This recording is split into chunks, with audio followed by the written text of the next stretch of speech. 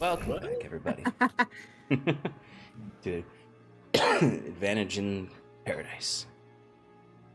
Let's jump into our recap.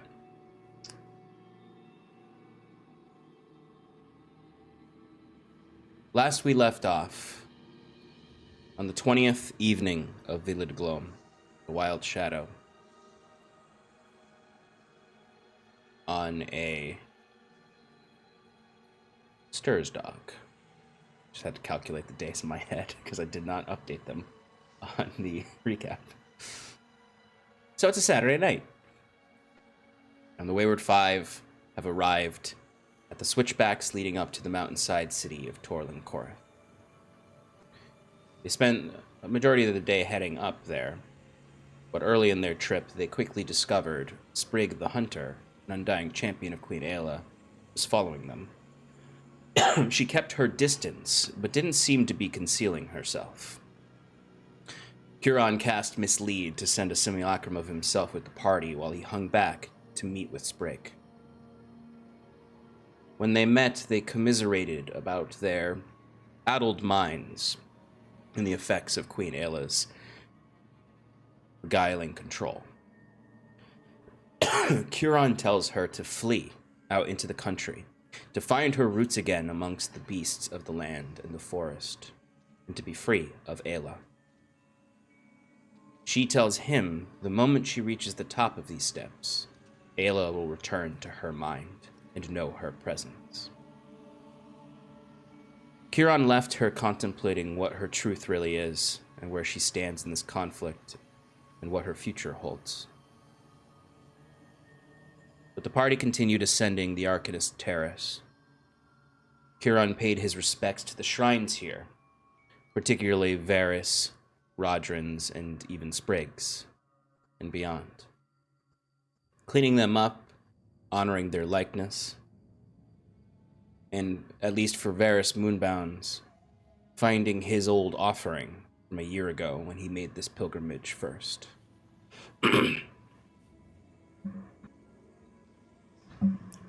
Similarly, he found Talio's offering to Sprig from a year prior as well. But the party continued throughout the day, and as the sun set, they found themselves ascending to the top, near the gates of the ghostly city of Tor-Lancoroth. Here they witnessed what appeared to be an enslaved adult moonstone drake ascend the mountain and disappear into the city, holding what looks like supply crates and being ridden by an Elysian elf. This drew the ire of Talrae, who demanded the party do something to save the creature. The party told him to stick to the current plan, and that time was of the essence. The non-elven party members disguised themselves as Elysians as they approached the guards. They were refused until morning when the gates would reopen. But a strange oculus floated down from the gatehouse, seemed to stare directly at Curon, and then turned a ghostly shade of green before vanishing. Believing they were had, and perhaps still unsettled by the enslaved drake, Talrae reached for his gun.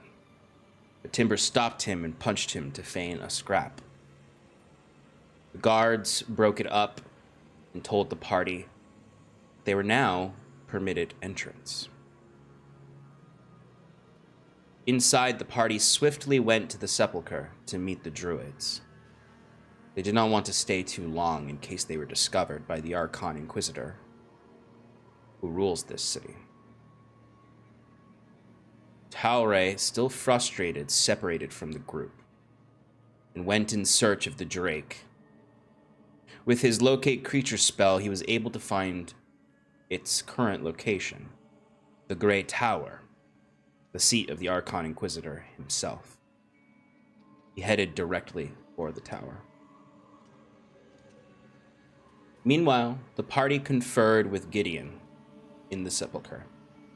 They caught him up on the plan, and he urged them to not lose hope and to press on. Elduin brought Felix to give a brooch of seeming to the party to help them with their concealment as they moved through Aela's territory.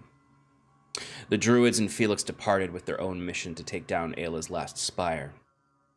In the cold and the emptiness of the cemetery now, Huron attempted to mend his relationship with Scarlet after trying to have her brother killed.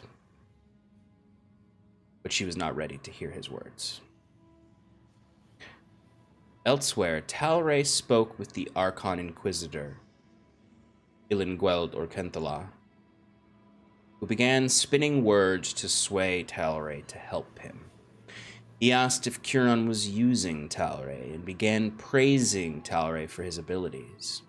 He twisted words to please Talrae, who graciously accepted them but remained wary. Nonetheless, Talrae agreed to continue speaking with the Inquisitor if he can see the Moonstone Drakes held in the tower. The Archon quickly ingratiated Talrae more by saying, "We need all the help we can get from someone like you to take care of these beasts," and then brought him up the tower to ascend to the Drake rookery. Finally, back in the sepulchre, as the party waited for Talrae and Timber to come back, Timber having gone to the market, Naldo summoned himself from Sarathil's bag.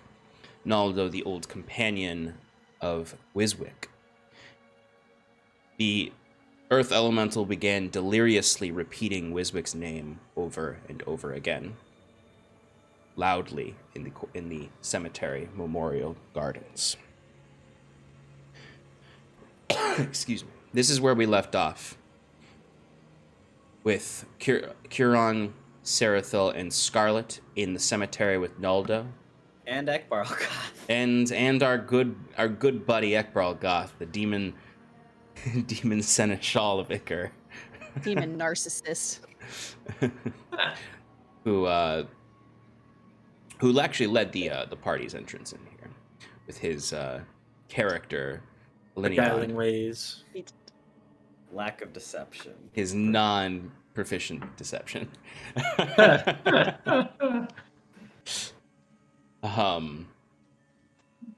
What a guy. What a dude, right? But yeah, so Ekbarl-Goth, Curon, Scarlet, and Sarathil are in the cemetery with Naldo. Our good buddy Timber has headed to the Woven Circle to barter with the Scraps, who have already started selling him things like vials, and are already leading him around throughout the square towards where he might buy goods and magical items. And then, of course, Talrae is in the Grey Tower still. Going up an elevator. Going up a lift. So, let's see. Who's gonna go first? Well, wasn't there a NADPOD joke about there's no elevators in D&D? I think I know. I vaguely remember that. Let's see. Let's start with those of you in the cemetery right now, since that's where a majority of you are. So Naldo is, Sarathil is with Naldo right now. The rest of you, I'm sure, are close by, and Naldo has just been deliriously saying, "Wiswick, Bilgruf, Arlight, Yellen, Jedri, Pedri, Netherrock," over and over again in a broken voice, and the lights of his arcane core are kind of dimming and glowing, shrinking and growing. What would you all like to do? I'm kind of just in the process of right now of at least just talking to him, talking him down of his frantic behavior. Like, Naldo, focus, please. What about Wiswick? I'll wander over. Did he just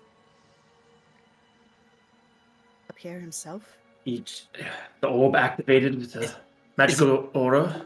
Is he back? Is it Wiswick? Kieran says, rushing over. He said he would be back. I knew it would be eventually. He actually has good timing for once. Wiswick, Bilgruf, Arlight, Yellen, Jedri, Pedri, Netherrock, Master Wiswick. As you're trying to calm Noldo, there is a moment of clarity where Noldo kind of stands up straight.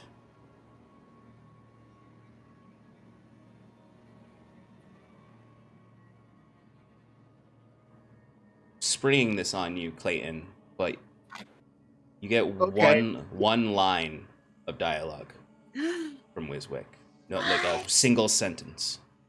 Oh my god! All right. He is springing this. There's no plan here. Yeah, this is completely improvised here.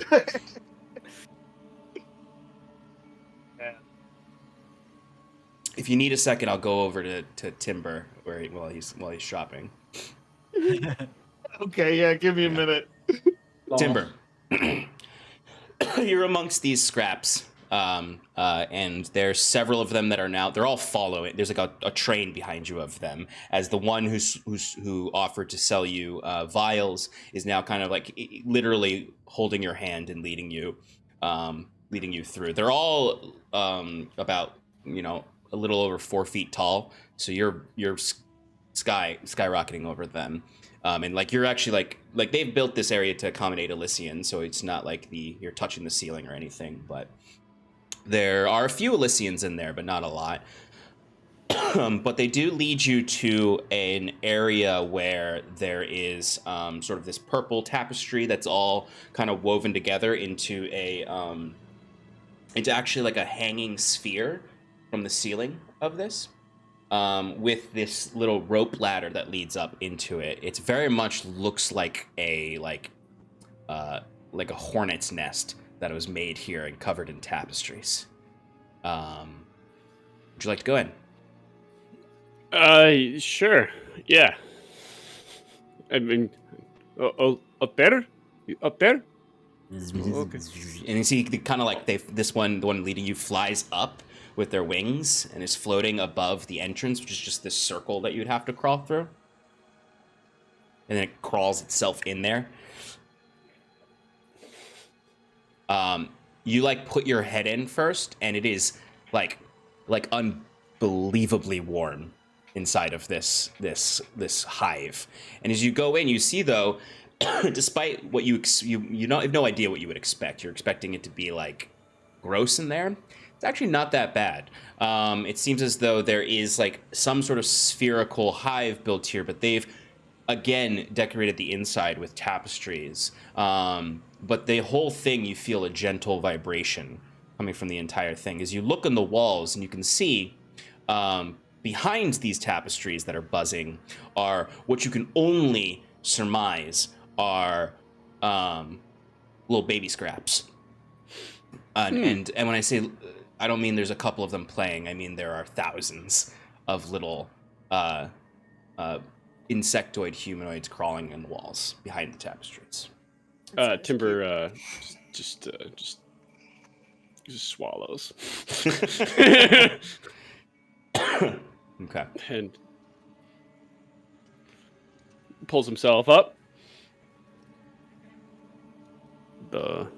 Is there something you want to show me here? Or, See, because the scrap that's been leading you is just sort of floating in front of you, and he turns around and starts to lead you deeper into the hive.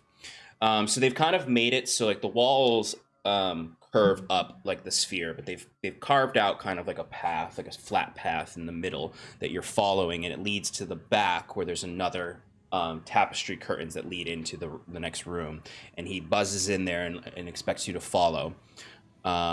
When you step inside here, it's similarly covered in tapestries, except the ground feels more firm, and there are no baby scraps in the walls. It actually almost becomes immediately quiet in there, almost like there's magic that is keeping this room a bit more calm. And you would see a scrap is standing on a table that is in here. Behind them is just like hanging from several woven ropes are just a menagerie of items. You see a big net that is clearly holding a shit ton of healing potions. You see weapons, you see armor, you see nicer rope. You'd probably be better to ask them for specific things than to like search through just how many things are up there. But that the scrap on the table looks older somehow. Like you're not sure how old any of these scraps are. Some of them, like, I don't know, are they like flies? Do they only live for 24 hours? Like how old are they? But this one looks like he's definitely been alive at least 2 days. Because you see he can't fly. He can clearly tell because he keeps trying to. Maybe just like instinctually, like when he was younger, he could just fly around and grab items. But one of his wings is completely torn off. And he just has one wing. So when he tries to fly, he just kind of falls over. And then like pulls himself up with this little cane, as he is also missing one of his 4 arms. And he just sort of is buzzing at this other scrap, like telling them to like fly up there to be ready to show you items. But it just looks at you and goes... What is something that could take down the god? Do Do you have anything that could do such?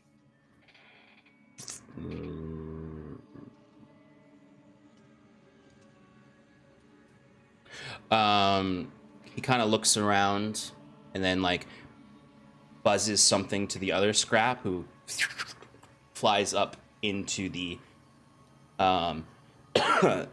into the area above. And you hear some messing around in there, and then he comes down with a few things. The first thing that they bring down is what looks like a scimitar. Okay. It is very finely crafted. Its blade is made of sort of this red material, this red metal, with just like an absolutely beautiful like etched designs into the blade itself, with a metal hilt with very fine leather wrapped over it. You're not sure what it is. It looks like a pretty well-made blade that's really effective. You see they are immediately writing down on... They take out a quill and write. They don't even have a quill, really. They just kind of like use their complicated claws to dip into some ink, and they're just like writing out like the beginnings of a receipt that they did before in that beautiful calligraphy. As you would see, it says Vorpal Scimitar. So for your knowledge, it's a +3 scimitar. That is a Vorpal blade, which means when you attack a creature that has at least one head with this weapon and roll a 20 on the attack roll, you cut off one of the creature's heads. Creature dies if it can't survive without the lost head. Creature is immune to this effect if it is immune to slashing damage, doesn't have or need a head, has legendary actions, or the GM decides that the creature is too big for its head to be cut off. So if the creature's head doesn't get cut off, it takes an additional 68 slashing damage from the hit. Jesus. Wow. Yeehaw. Oh Yeah, right? my gosh. Okay. That's pretty. Yeah, so it's just a +3 It's a blade. scimitar normally, but if you get a crit, you either kill the creature immediately, or deal an extra 68 slashing on top of the crit. You send him to the Shadow Realm. Yeah, that is a god-slaying weapon. I did get what I asked for. And Ekbar Aldereth does not use god-slaying weapon, scimitars, right? No. He uses great swords. Yeah. I mean, Highlander. he could... It's possible for him to use a scimitar. Actually, that wouldn't be good because he can only use charisma on two-handed weapons. Mm. It would be good for Talrae. You got anything else? Oh, does that mean it's my turn? No, not yet. You see the other scrap goes back up and comes back down with a cloak that looks actually rather plain when you see it. And then you see them writing down for you. Wings of Flying. It's a cloak that turns into a pair of bat wings or bird wings on your back for 1 hour or until you repeat the command word as an action. Wings give you a flying speed of 60 feet. When they disappear, you can't use them again for 1d12 hours. And then he brings down a... let me look at my generated magic shop items. Let's see. Stuff to kill a god. What do we have here? And that's like basically what the scraps are like saying to each other in their language. Let's see. It's like nobody really asked us that question. Yeah. They drop down a set of leather armor that looks really well made and covered in inscriptions in whatever the scraps kind of enchanting language is.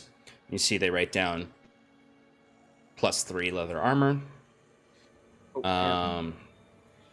They drop a bunch of scrolls down on the table.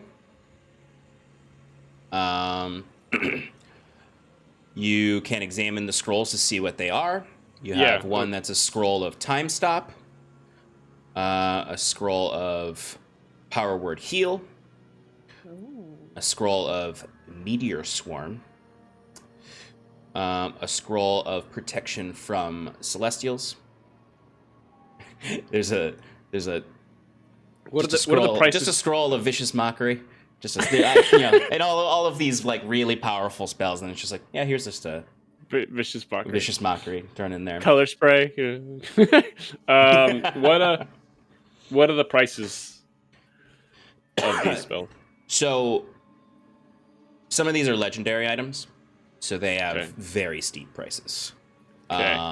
I don't have that deep pockets. Probably not that, yeah. No. But you asked for stuff that could kill gods. They were like, okay, we'll bring him out. We'll see if he has the money. Yeah. They are also very eager to trade if that's a thing folks are willing to do as well. The Vorpal Scimitar will run you roughly somewhere between 20 and 25,000 gold. Scroll of Time Stop, 20,000 gold. Power Word Heal, 20,000 gold. Meteor Swarm, 20,000 gold. Protection from Celestial, 200 gold. Not that bad, but it's also not that great, huge of a spell. Vicious Mockery, 20 gold. 20 gold, that's a rip for Vicious Mockery. And then, of course, you can see that they have all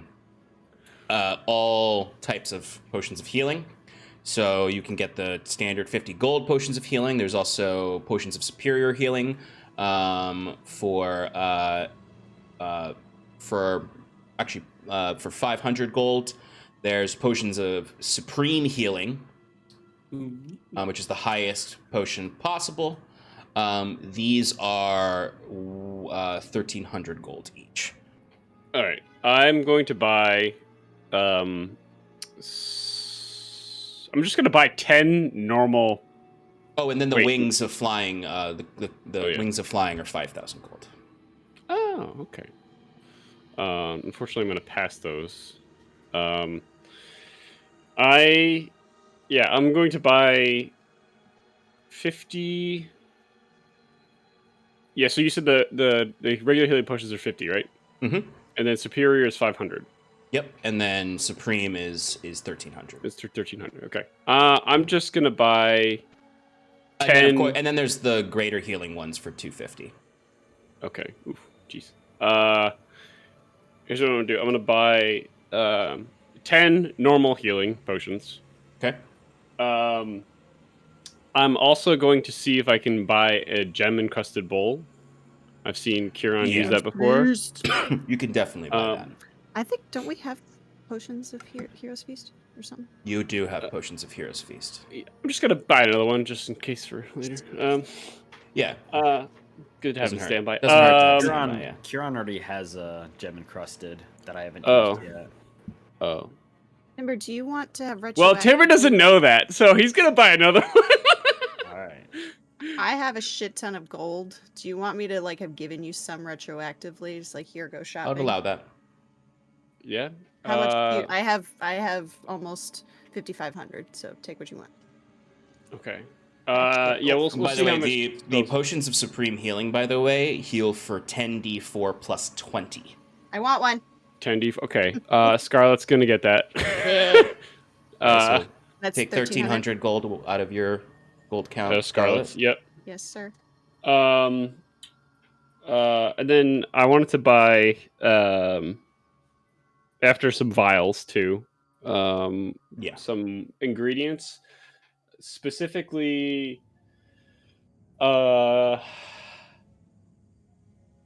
tail leaf. Yeah, tail leaf.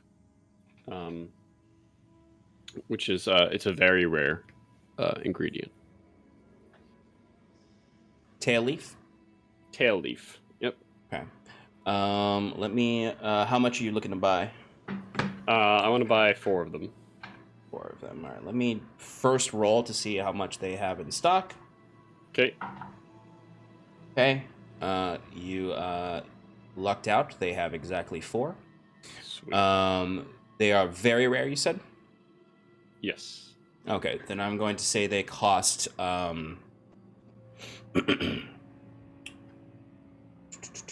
Let's say they cost 500 gold each.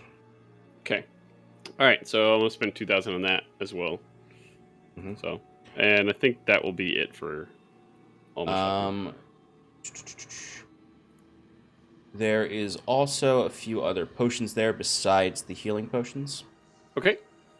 Let me just real quick. Do you have What we everything you got. need to make me a haste potion? That's all. I only need is the tail leaf. Do-do-do. Okay.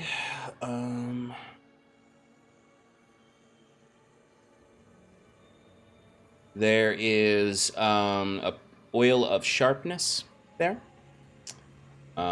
which is you can coat onto a piercing or slashing weapon or piercing or slashing ammunition. For 1 hour, the coated item is magical and has a +3 bonus to attack and damage rolls. That is a very rare potion. Are these 500 each, or No, Or these would be 1,000 1,000 each. Okay. There is potion of possibility. There are 5 of those available. There's 6 of those sharpness potions available. The potion of possibility, it gives you it lasts for 8 hours when you drink it. You gain 2 fragments of possibility when you drink it, which means that you can basically have it's a luck roll. It's a luck potion. oh, I like that. Yeah, Ooh. a fragment. This is a little more expensive than the sharpness ones. This one would be 1,500 gold each. But you drink it. The potion gives you 2 luck points basically when you drink it. That I'm gonna lasts grab one of for those. 8 hours. I'm gonna grab one of those. Okay, so that's 1,500 gold for a potion of possibility. And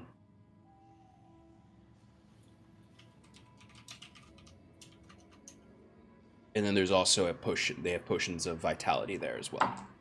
They have Okay. 6 of those. And that is removes any exhaustion you're suffering from, cures any disease or poison affecting you, and for 24 hours you regain the maximum number of hit points for any hit die you spend on a short rest. Okay. I think that will be all for me. Okay. That's probably gonna run. So 1,500, and then the 500 from the healing potions. Then the tail leaf was 2,000. And I guess I'm not buying the gem encrusted bowl because I don't have it. Actually, wait, hold on.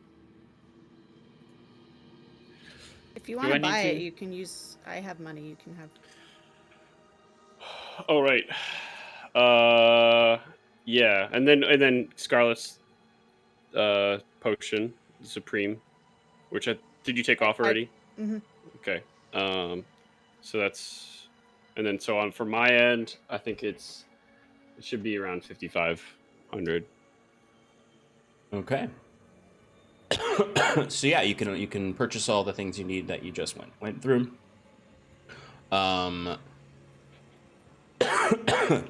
They come out with a few more items that they just want. They're just throwing items at you now because you're spending so much money that they're like, do you want to keep spending money?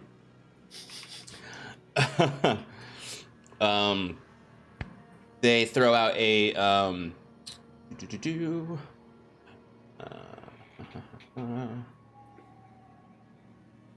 they just like empty a bag of rings onto the table, basically. Oh. They're just a bunch of random rings, and they're just keep like holding them up to you, and like they're all look very, very beautiful. There are what you can see there. They have a ring of evasion. They have a ring of free action. They have a ring of protection. They have a few different rings of resistance that you can notice that have different gems in them correlating with the types of damage that they give resistance to. There's a ring of shooting stars.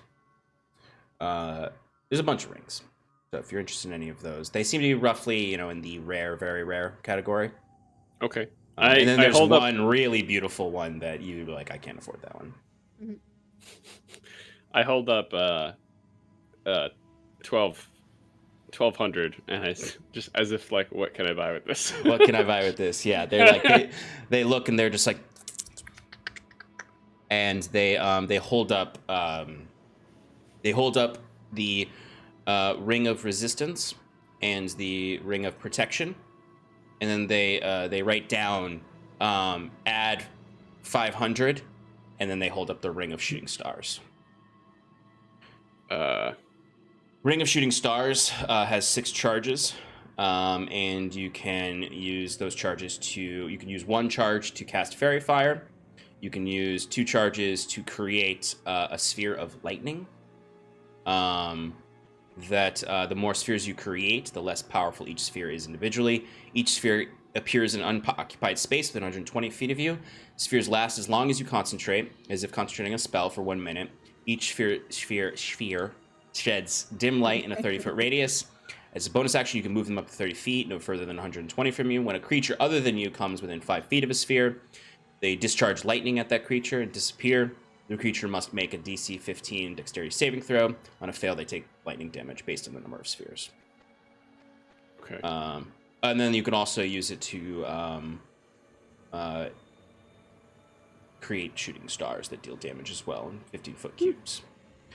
Sounds you also pretty get neat. Dancing Lights and Light for free as spells you can cast. So, it's a fun item, but maybe not necessarily worth the 1,800 gold they're asking for, or whatever it was. Yeah, I can't afford it. So I'm gonna buy that ring of protection though. Okay. So how much that will run me? 1,000? 1,000 for the ring of protection. Yeah. All right, coming your way. And that's it for me. I am donezo. The ring that you couldn't afford was a ring of spell turning. Ooh. Which gives you advantage on saving throws against any spell that targets only you, so not area of effect ones. In addition, if you roll a 20 for the save and the spell is 7th level or lower, the spell has no effect on you and instead targets the caster. Wow, that's pretty cool. Yeah. So nat 20 saving throws matter. Because they reflect the attack. Okay. I show my empty bag and thank you for all these items.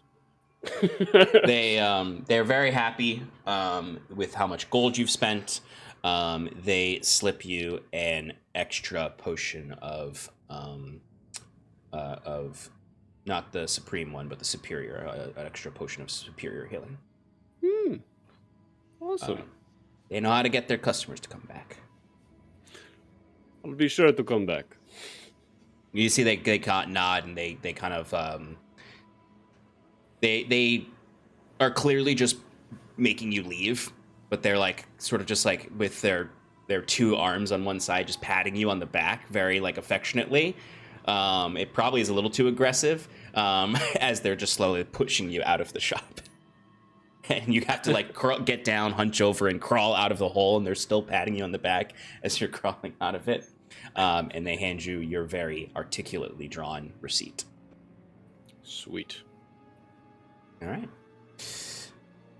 Well, that's enough shopping, I think. I think we can go back to the... I think we gave Clayton enough time to think of a one sentence Wiswick will say to Yeah, his old too friends. much time. I feel like there's so much pressure on me right now. But But anyway, back in the grove, you see the Noldo is standing up straight. His eyes glow, and the voice of Wiswick comes out. so just so I get this straight, Sean, it's not a like communicating thing. It's just like a message I'm sending one way to them. Correct. Yes. So I imagine it's just not like Wiswick's not really intending to send them a message. Mhm. It's the sort of thing that he's just thinking about them when he's like floating through the cosmos or whatever's happening. And he says something along the lines of, I'm lost. I keep searching for answers, going down different paths, searching for freedom. But all I could find are dead ends. Dead ends. And that's all you get. And you see Noldo kind of and returns to his normal state. Noldo, what was that? Was Wiswick was talking through you? Can you get him back? Hello, is this thing on? Kieran says, tapping on the You see core. Noldo just kind of like shakes his body and steps back and goes, I do not remember this. Master Netherrock was here. He spoke through you, briefly. Just now. I do not have any memory of this. Well, that's odd. It literally just Insight. happened. No, I'm kidding. I believe him. Curanis Listana, Rowan Dumaine. I am sorry, but I cannot help you.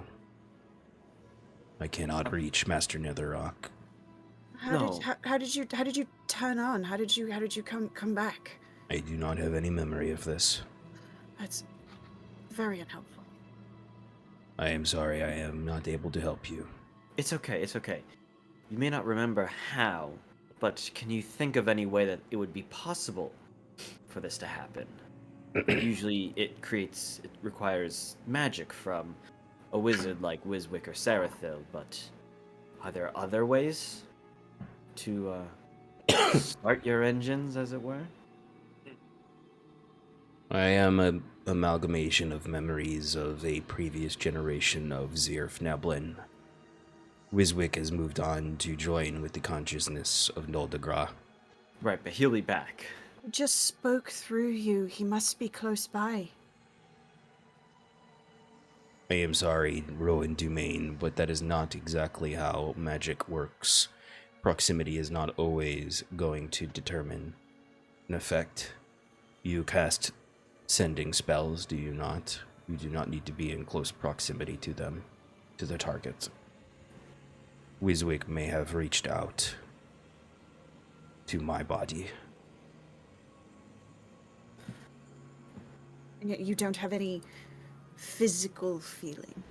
Nothing. There's just nothing. You see Noldo kind of pokes you in the arm, Rowan. I am not of flesh.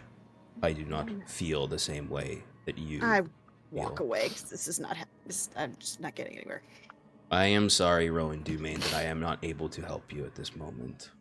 It's okay, Noldo. We Don't worry about her. appreciate the message regardless. At least we know that Wiswick's still out there and actively searching. For what What's- exactly? Still not He- really sure. Looking to Kieran. Nolden may not know, but if he's all right with it, I'd like to study upon him further. Perhaps Of course. I can crack something. But not him. Don't crack him, right? I am here to serve the Wayward Five until the return of Master Netherrock. Well, serve is a strong word. You're an associate, if you will. Yes, you work with us in tandem. You're not here against your own will, right? I do not understand the question. Will, your wants and needs. If you I so want wish, to serve Master Netherrock right? You want to do and that. protect the Noldo. Yes, Memories of Zirv Neblin. but you're not being forced, right? I do not understand the question. Okay, that's fair. I don't think you're going to get anywhere with this. Nodal was built by the Sniff Neblin, and whether it's his will or not, that's not the question to be asking. Well, I just want to make sure that he's here with us, specifically me, on his own volition. Is all. I promise Master Wiswick, Bilgru, Farlight, Yelin, Jedri, Pedri, Netherrock that I would help the Wayward Five. You are Okay. friends. Just want to make sure. Thank you, Karen says as he walks off.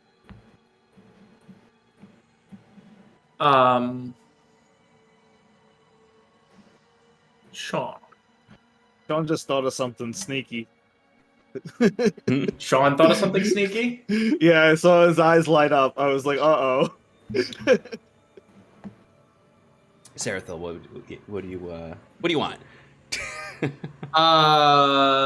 Your discretion, but Sarathil's going to try it anyway, seeing if it will work.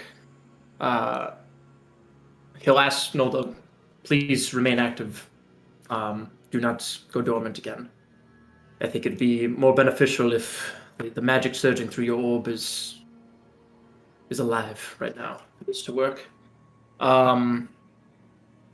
And he'd attempt to, I guess what he'd like to test detect thoughts. And the thinking is that he's a collection of all sorts of Nerf Leblin, and seeing what he can hear if he were to just pierce it or concentrate it at the orb itself. Yeah, absolutely. I'll just ask you for an Arcana check for this. Okay. Naldo will, he's not going to resist anything. 26. 26, okay.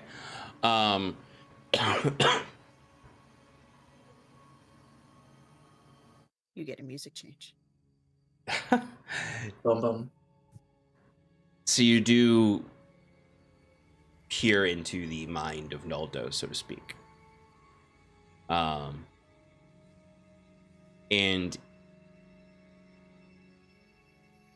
the first thing you feel or detect is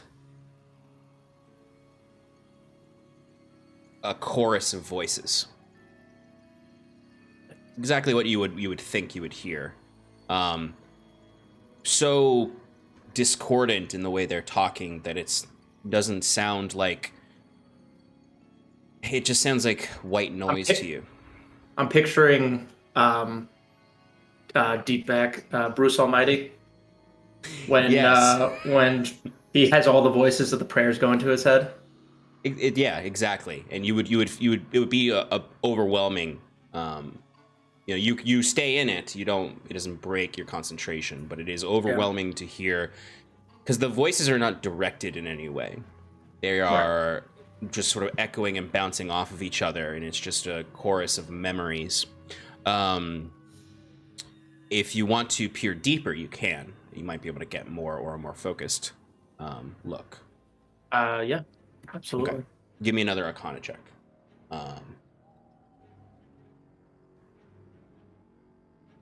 25. Okay, good.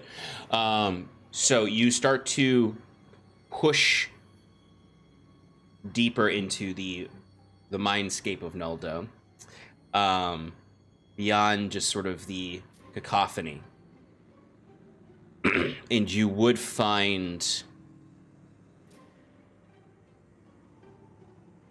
a different connection.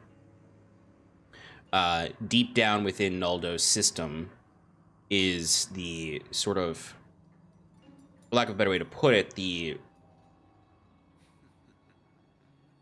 engine of it all, where the magic kind of flows from that allows this to happen.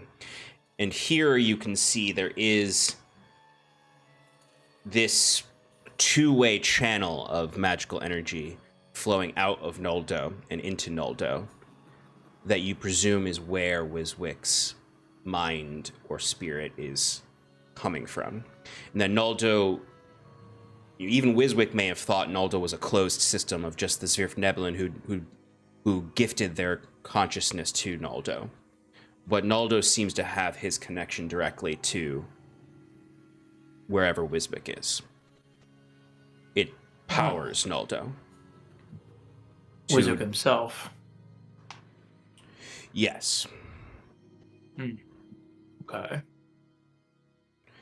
You could presume this connection leads directly to the god Nuldegra, potentially. And if you were to pursue it deeper, you might be able to perceive beyond to where Wiswick is.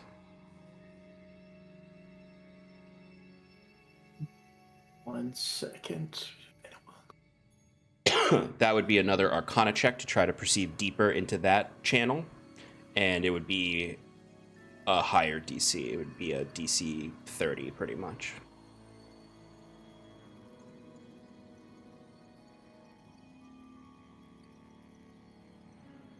Yeah, that's not gonna work then. Yeah, I'll try to peer deeper then. Okay. Let's give me another Arcana check.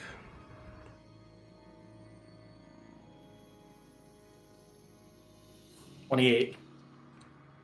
So, it's not quite enough for you to get a clear, focused image of where Wiswick is, but you do experience something for a moment. And I need you to give me an intelligence saving throw. 28. Okay. So you resist any of the mind-bending destruction of peering this far beyond the veil. But you're an expert of looking beyond the veil, really. And I got the guided math from Menos. That's true. My mind is fine. So as you're peering through, you kind of like feel your consciousness pulled into the threads of this channel, and you for a moment stray out of time as you have before. But in this sense, it's not so much where you're unstably looking across the multiverse. This is where your mind is going to a place where there is no time. It is a place detached from the realities. And for a moment, you just get the glimpse of this mountainside with the silhouettes of chained beings hanging from their edges. Yeah. And you just get a moment where you glimpse and see the prison of the chained gods. And if I may. Yes. Before I sucked out of it, can I, when I'm in this moment of like seeing this vision, like this is like the plane that my mind is, I'd like to attempt to spend my last charge on my diadem to use telepathy. Because it says you create a telepathic link between yourself and a willing creature which you're familiar on the same plane as you. So I'm seeing if that works, and we'll see what happens. I see no reason why that wouldn't work. So you can do that if you wish. Yes. Okay. I will reach out quickly, because I know that this vision's not going to last too long. Mm-hmm.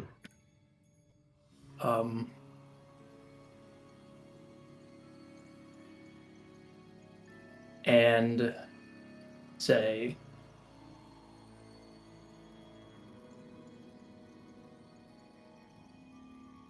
Wiswick, it is Sarathil. We thought you were lost, but we heard you through Noldo.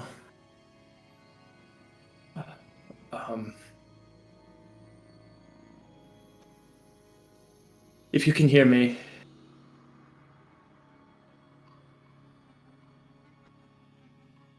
we will be Oh, looking. Sarathil, it's you! That's so cool! Yeah, I guess I'm closer than I thought if I was able to establish a connection with Noldo on the material plane. I better keep going. Well, where are you exactly? I don't know how long I could hold this. That's a little complicated. Or you know how, like, when you die, you go to the afterlife or whatever? Turns out, you know, us Nerf Neblin, we don't really have a thing like that. It's kind of just like... look, we are all little specks of magical energy in the grand cosmos, which is Noldogra. Like, I'm just like a small smidgen of him in like a ocean of other me's. It's really confusing sometimes. Yes, but I don't think you quite realize how important you may be. Just now, as I was purging Noldo, there was a connection, something special with you alone, that you should know. I mean, I know I'm really special. Did you see all that crazy shit I was doing while I was alive? Of course. Do you at least know of any way we can commune in the future? I'll keep working on it. If my theory's correct, the further I go down this path, the more chances I'll get to talk to you. Just let Huron know that I'm better at sending than him. Transdimensional, baby, let's go. And you start to feel the connection fading away as you see, even like you feel Wiswick's mind scatter. Like even you reaching out helped Wiswick focus his mind to maintain his autonomy from the amalgam that is Noldogra. But you are pulled out of it, and you feel like you don't suffer any negative effects mechanically, but you feel really exhausted from pushing this deep. Yes.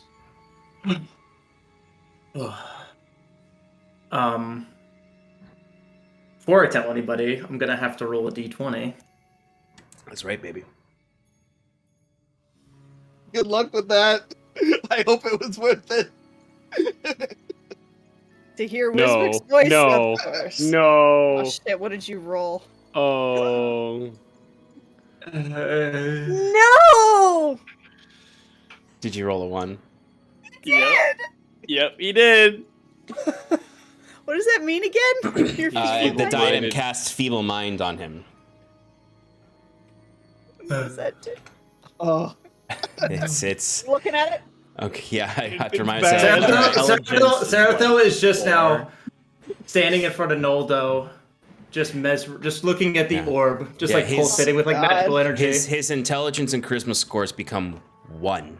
Oh Jesus! He can't cast For spells, how long? activate magic items, understand language, or communicate in any intelligible way. He can, however, identify who his friends are and follow them, and even protect them. But he can't cast magic, so he can only fisticuffs and stab. How long does that last? It lasts Long time. forever. 24 hours? Every 30 days, he can repeat the saving throw against the spell, and if he succeeds, he comes back. Greater Restoration, heal spell, or a wish spell will take care of it. Do you have that cure? Do you have Greater Restoration?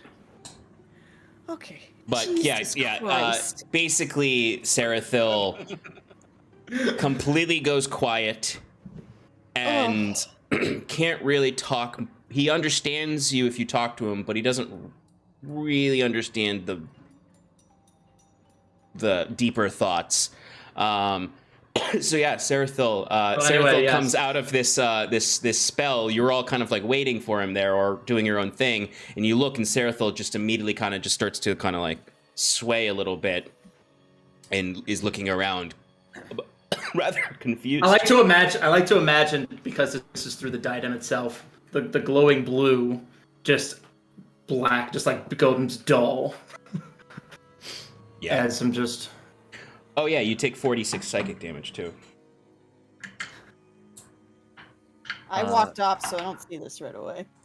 I imagine if anything, like Noldegrau would be the first to notice it. Yeah, you take 18 points of psychic damage, and Noldegrau does kind of look down at you, Sarathil, and he just says, Sarathil, you look unwell. Are you okay? Can I help you?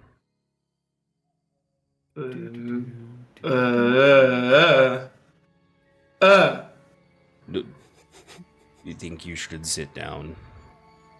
And Noldo goes to help, like, you sit on the side of one of the, like, fountains in the garden.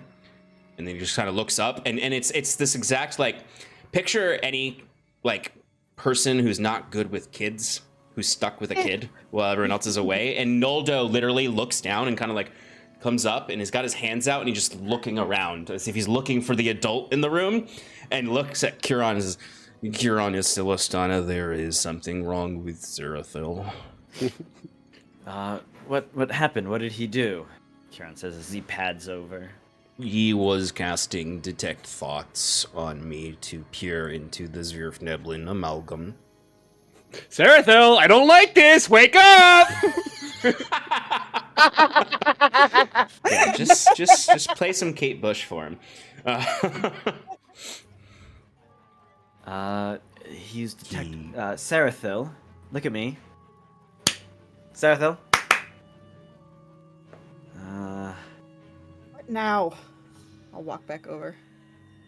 Well, it looks like Sarathil, something happened. Does the diadem always look like that? Kieran says as he like kind of taps the black stone. No, not at all. Never looks like it. Never. Okay. Sarah, stop. Please tell Kieran me you have rips his something that hand. can fix this. I do. I don't quite have it prepared at the moment. Oh. Because why would I assume that this would stop throwing that. Yeah, the Animendrite shards are completely black. They're usually red. This does not bode well for us, Scarlet. You don't say. I've come back with goodies. With goodies. Look, could somebody help take me some of these? Kaze, we have a bit of a situation. What? Sarathil, stop that. Maybe we should. I believe the diadem has done something to our friend. Are you ripping up your wizard book? Your spell book? It better not be your spell book. You see him absolutely ripping pages out of his spell book right now. Kieran rips it out of his hands. Yeah. And goes, I'm gonna hold on to this. And he like shakes it to try to get the hand off of it. And he's like, I'm just gonna hold on to this for a moment. Here, and Kieran looks into his bag and finds, do I have anything in my bag that might amuse a child? He takes out 50 feet of hempen rope, and he gives it to Sarathil and goes, don't hurt yourself with this. Yeah, do you have rope to play with? You see Naldo's like, I will make sure he does not accidentally No, strangle not himself." around your neck. No.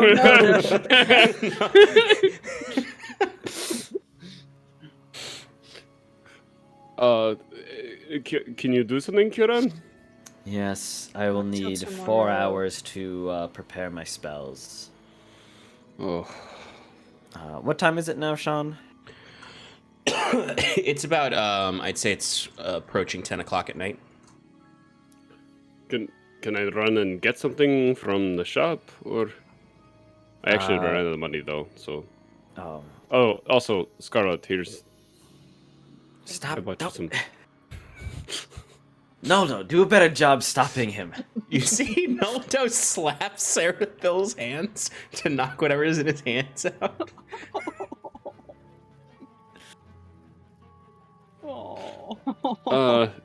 Should I bind him?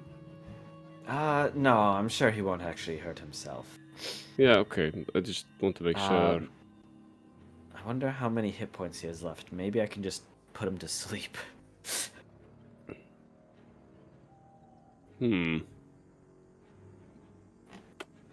Sarathil.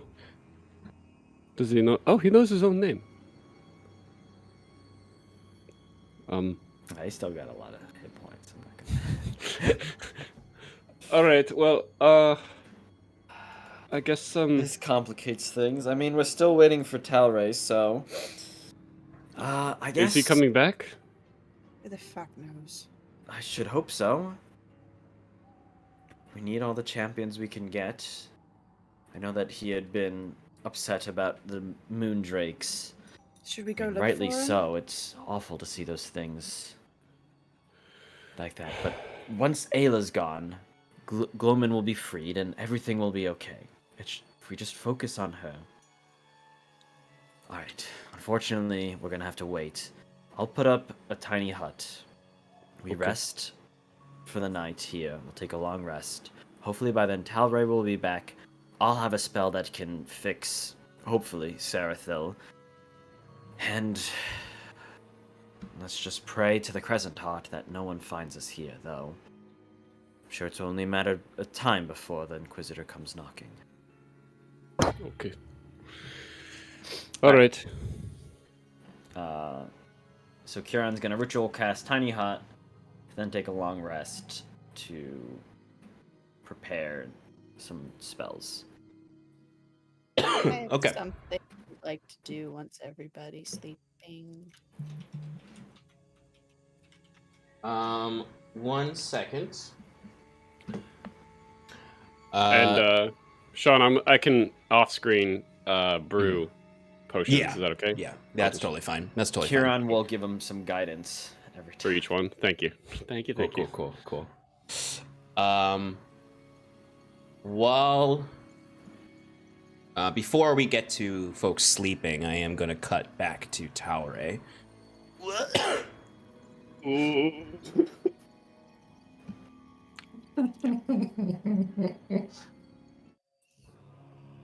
Sarathil, Mike, you just wanted this to happen the whole time. You were just ecstatic this has finally happened, aren't you? Little bit. Sarathil's not. Mike is. Of course. Yeah, I remember when I made this item and I was like, yeah, let's feeble mind this this guy. He's gonna do this one day. This is gonna happen one day. And it'll be at an opportune time, right? So, Talrae. You are ascending the Great Tower right now.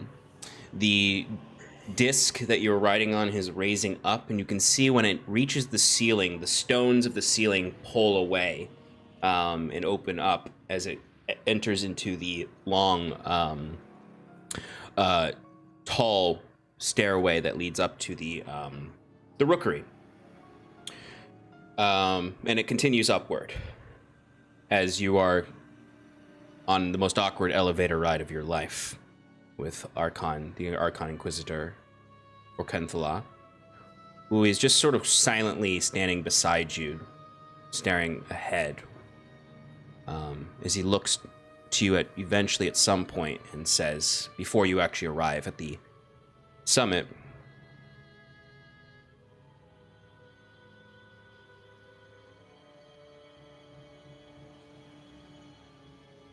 the court of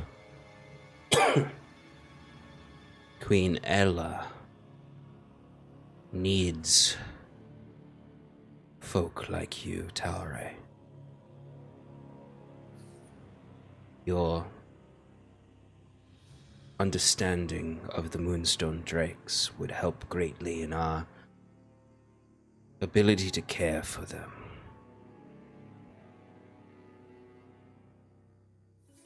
Well, I'm happy to assist in any way that is best for the Moonstone Drakes. I mean, I have devoted my life to raising them and keeping them safe.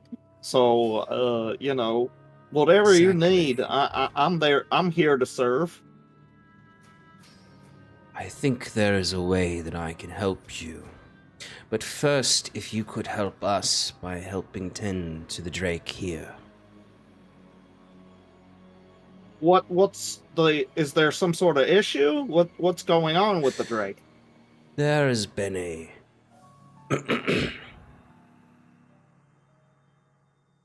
there has been a phasing issue with the Drake. They don't seem able to concentrate on their reality and stay within the material plane fully. We think they may be sick. That's why we recalled them back here.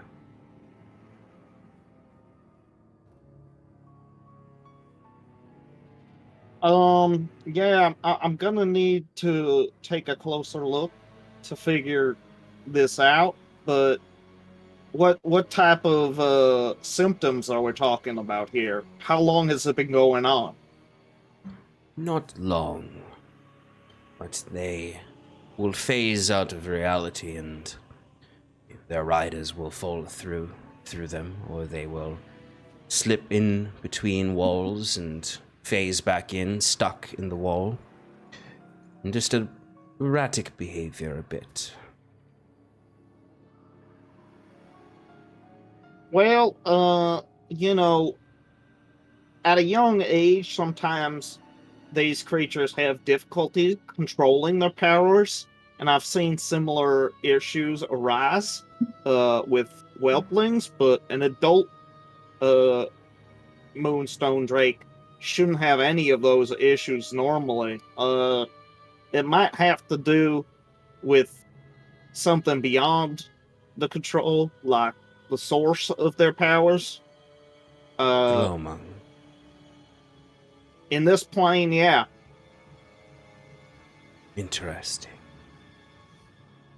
I mean, he might also just be allergic to something for all I know. I have to take a closer look before I can really say for sure. And it's as you say that the lift arrives up in the rookery.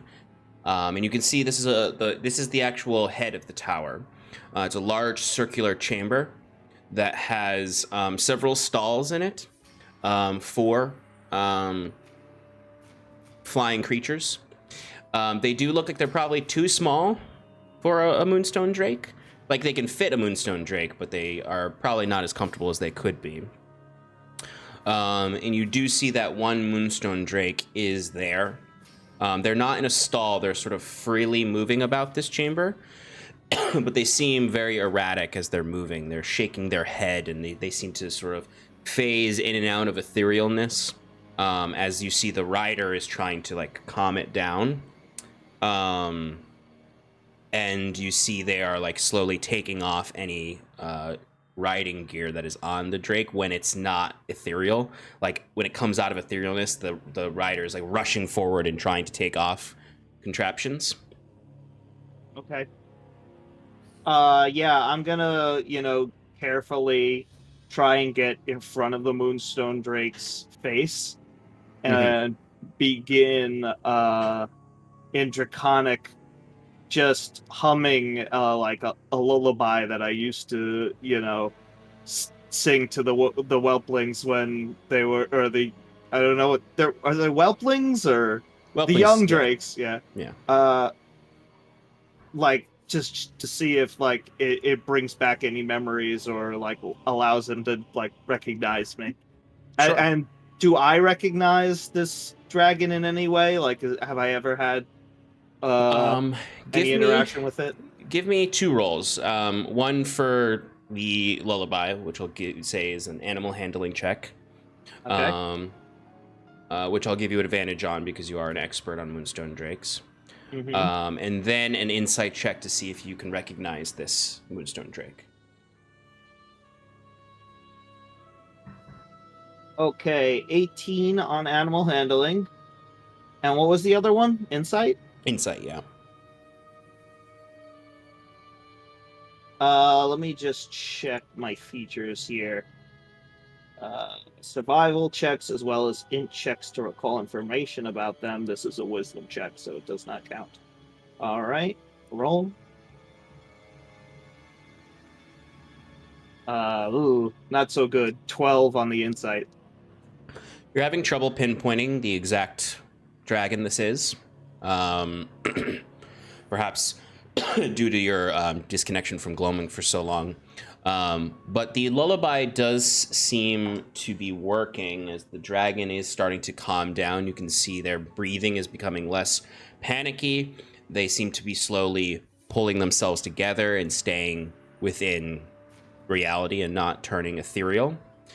As you do this, you would see the rider rushes up to the saddle and is taking it off, and you can see a contraption that was on the neck of the drake just immediately falls off.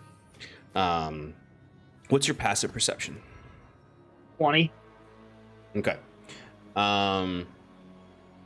You do just barely notice that it looks as though the Archon Inquisitor kind of like waved a hand, and the collar on the neck fell off.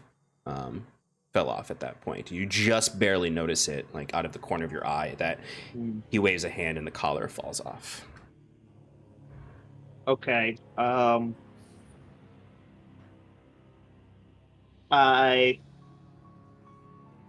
Once the creatures calm down, I say in Draconic to the creature, greetings, glorious beast of the multiverse. It is I, Talrae Glomaruing, Drake Warden of the Horde of Glomum.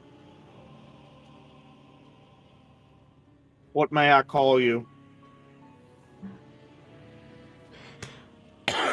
The dragon kind of bows its head to you, and you would hear back in a very low voice, in Draconic,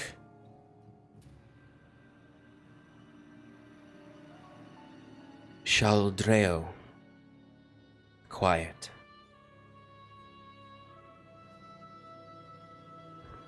Sholdreo. They sound very weak. Like it took a lot of energy for them even just to say their name to you. Are you saying that they said it quietly, or is that part of the name? No, that's actually their title. They're Shaldreo the Quiet. Okay, got it. Moonstone Drakes tend to have a little title afterwards. It's usually the something. Mm-hmm. Like Mundy the Playful. Mm-hmm.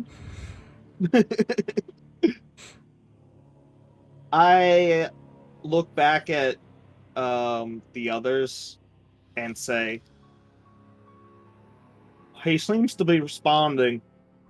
I'll need more time if I'm going to make a lasting effect. I think that I might have a solution to this. And as I do that, I don't wait for him to answer the question. I just start writing runes on the ground. And as I'm writing the runes, I'm slowly talking to Shaldreo, in a calm, relaxing voice.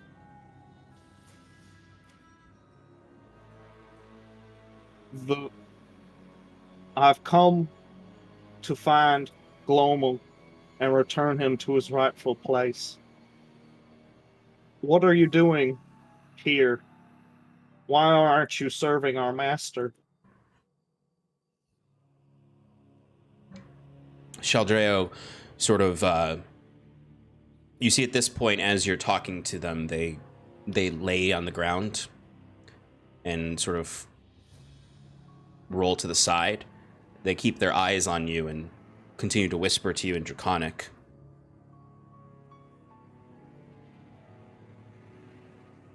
Glomung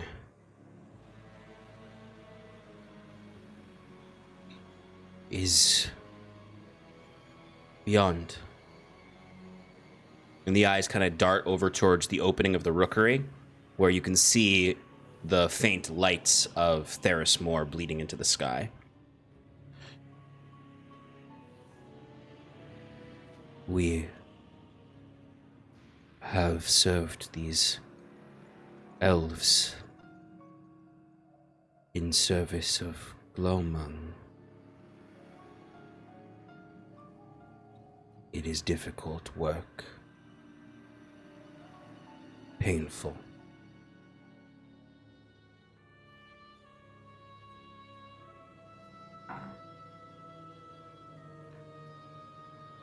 But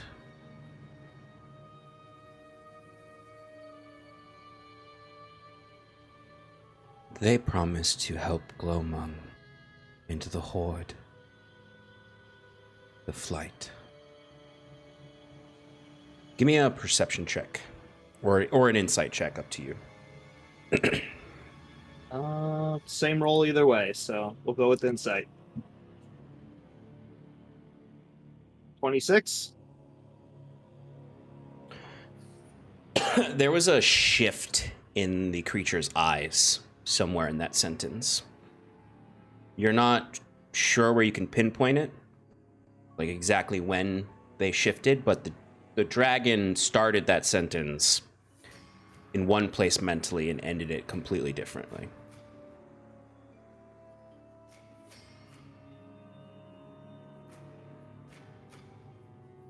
The pain in their voice seems to fade at the end of the sentence. Okay. I'm gonna try something. I want to ask. I'm sorry. What was the name of the Inquisitor? His name is Ilan.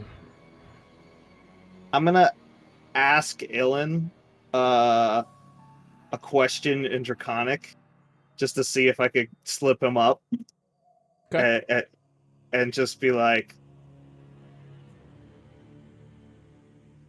how often do you feed the creatures here? You say that in Draconic? I say that in Draconic, but I don't like make eye contact with him. So like, Yeah. I mean, like I briefly make eye contact with him, so like I could see like his reaction, but that's it. Okay. Give me an insight check.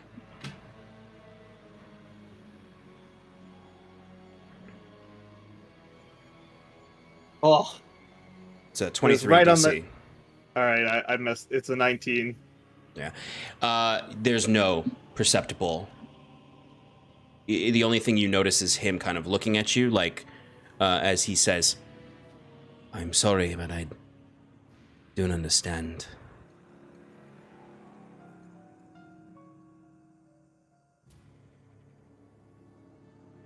Oh, I'm sorry. How often do you feed these creatures?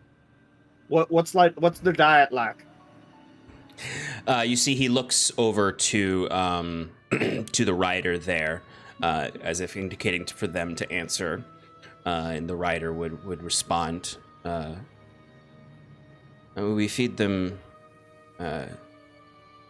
twice a day, and usually livestock from the Riverlands is the usual diet. If they are more picky, then we will see what works from the stores, but usually they have a fresh meat,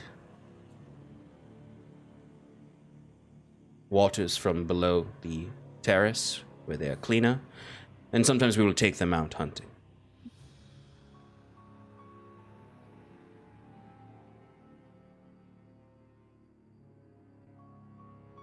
Seems adequate, as long as you're not hunting anything strange, poisonous.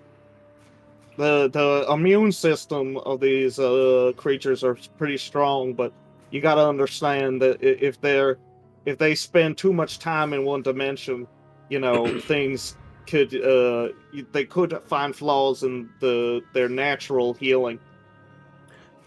This is exactly why we need an expert in service of the court to ensure these creatures are healthy, well taken care of, and flourish.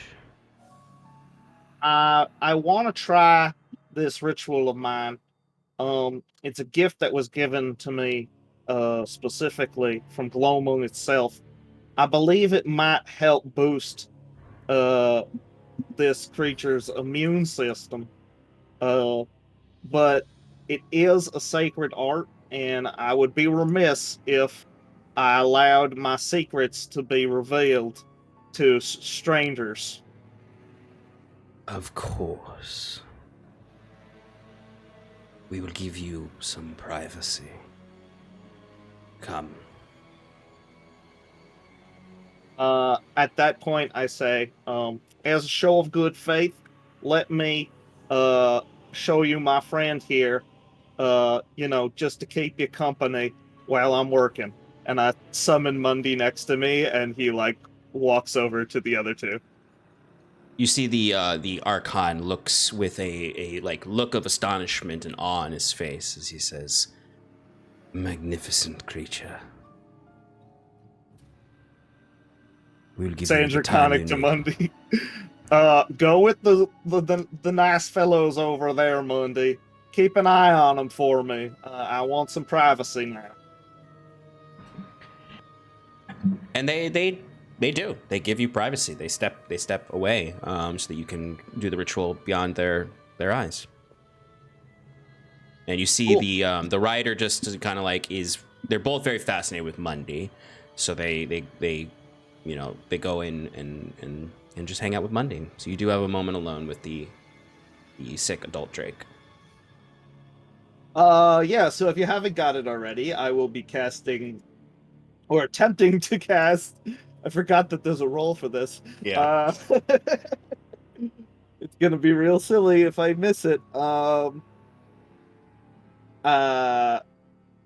The commune with another Contact plane. other plane, yeah. Yep, to attempt to contact another Glowmoon from another plane to answer this dragon's questions with sincerity and perhaps convince him of his, current situation.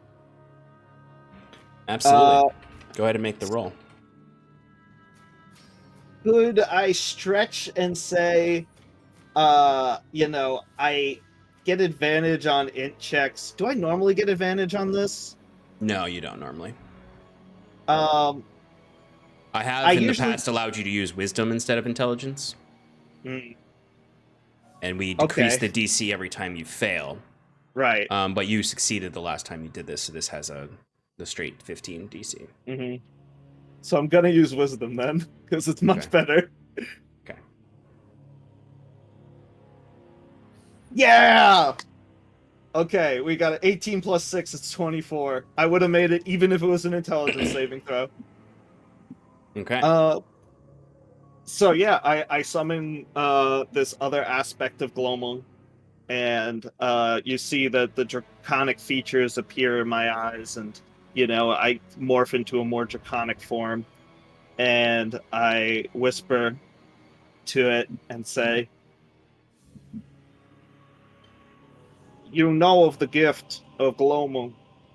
He exists everywhere, and I am his voice. I prove this to you. Behold the aspect. This is Glowmoon of another time and another space, but it is still him. I follow this method to bring me to Glowmoon. He's being held against his will. Ask your questions and see that my words are truth." So you're offering these questions to the to the Drake? I'll just do the first one. I turn around and look at the Drake and say, "Have I been sent by Glowmoon to free him from his imprisonment by the hands of Queen Ayla in Theris Moor?" I know the answer, but Yeah. There is an affirmative answer to this that the dragon can hear. You hear the draconic voice of this Glowmoon saying yes in Draconic. The drake does kind of get up onto its feet and does examine the the projection of this other gloaming. In somewhat of a delicate kind of like instinctual pattern, examining it. And you see the drake turns ethereal as they watch this gloaming. And then they turn back to their real form.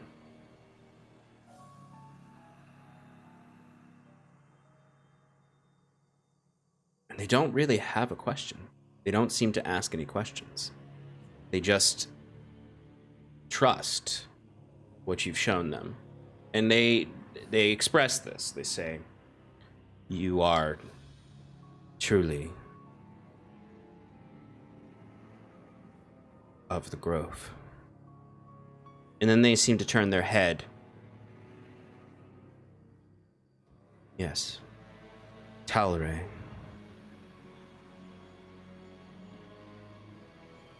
I remember you now.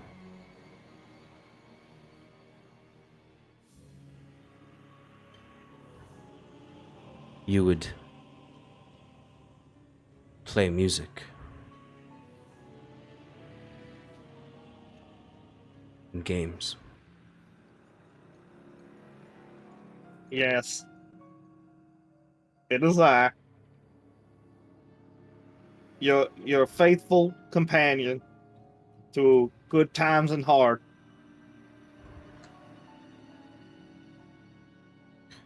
The elves have promised to help Glowmung.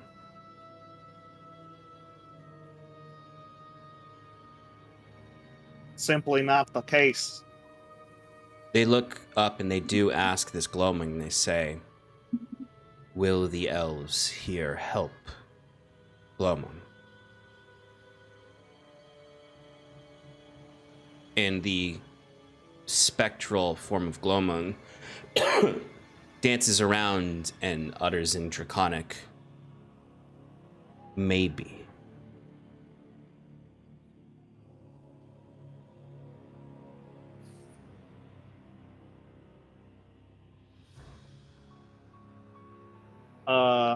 I answered. I asked the next question. Mhm.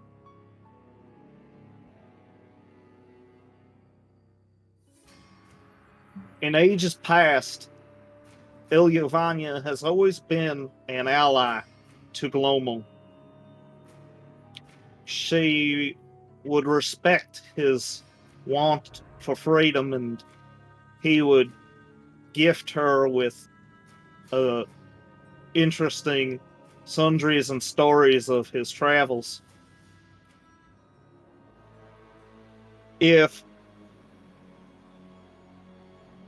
Does Queen Ayla serve the true Ilyovania?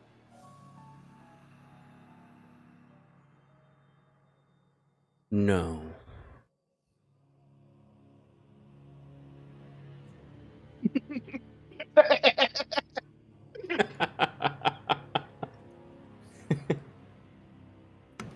Surprise, surprise. Oh, you're Surprise, he's not in a moonlit field of flowers. The only way the elves will be able to help Glomel is if we first free this land of Queen Ayla's grasp. She has powers, I've seen them, to bring the dead back to life and affect their minds in certain ways to make them do her bidding. Have they done anything like that to you? Have you ever felt strange, like your mind wasn't your own? Yes. No.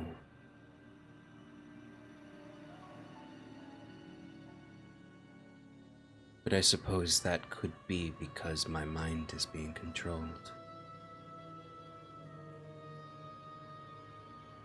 Well, What It if may be- you go to Queen Ayla? Gloaming said maybe they would help. Maybe you can help them help us.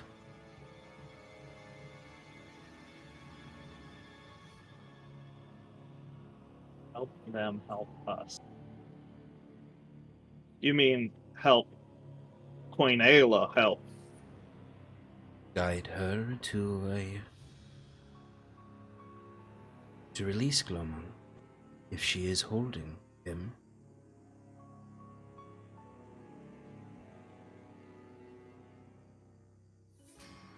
You must understand, Sheldrea. I'm not a violent man.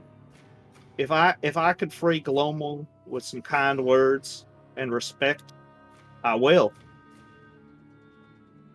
But I've seen how this Queen Ayla operates so far, and I think that if we are going to have an open terms of communication with her, we need to discuss things from a safer position than we are right now. You've been on their side for a long time.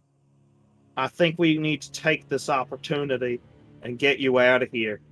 Just to clear your head, gather your strength so we can go together to Ayla and talk this out.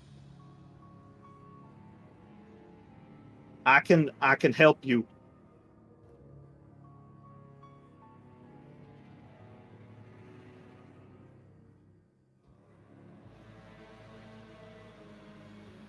You see Sheldreo's eyes seem to almost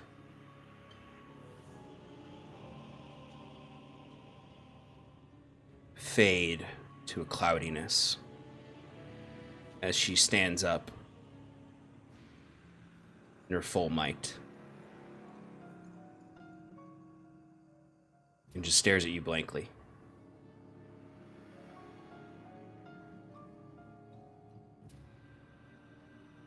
I get closer, reaching for the spot where I saw the device briefly around the dragon's neck.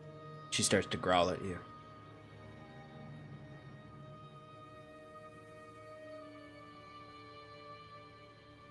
I gently put my hand like lower, but I don't back away, and I look her in the eyes. Is it her? Yeah. Okay. And I say, you know me. You know what you're doing isn't right. You've got to let me in. You've got to listen.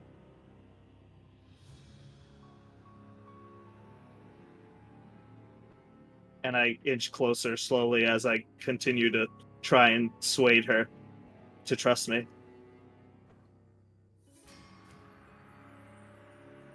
She reels her head back, and you know what she's about to do. She is preparing to use her breath on you. I guess it's a showdown. I flip my gun out and I aim for where Give me a the Constitution device saving was. throw. All right.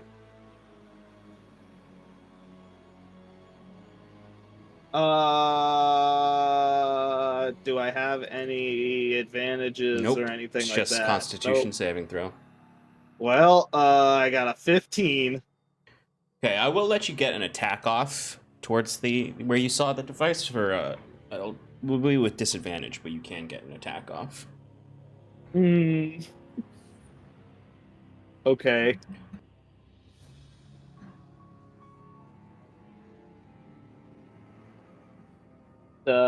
Where's the thing?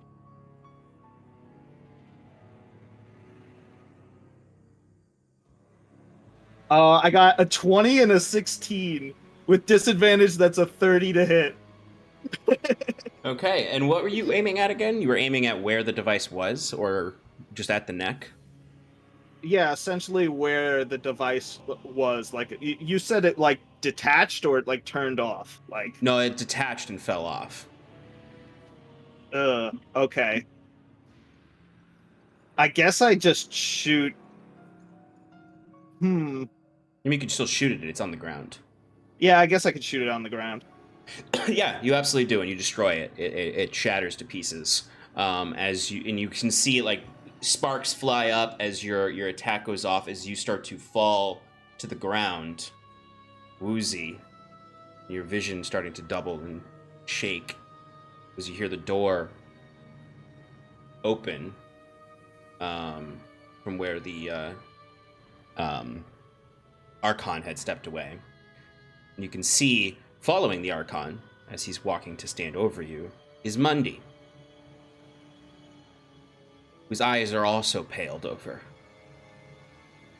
And there's a contraption on Mundi's neck now.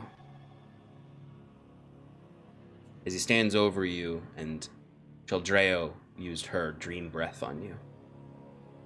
You're slipping out of consciousness. As the Archon Inquisitor looks down at you and just goes, "So much we can do together, Talrae. Free your Glowmung.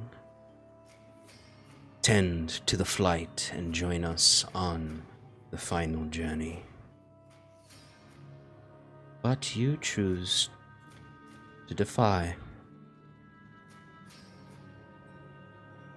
Maybe we'll give you one more chance when you wake up. Goodbye." As he walks away from you and Mundi follows him as you fall unconscious to asleep. And that's where we're going to take a break. So we'll be back in 5 minutes, folks, to continue the story in Tor-Lancoroth.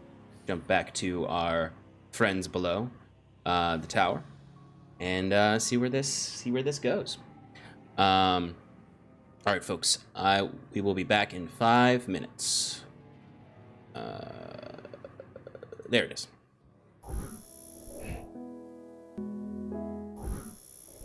Welcome back, everybody, to Advantage in Paradise. Hi, Mike. Hi, Sarathil. How's Sarathil doing? Thought I was on mute.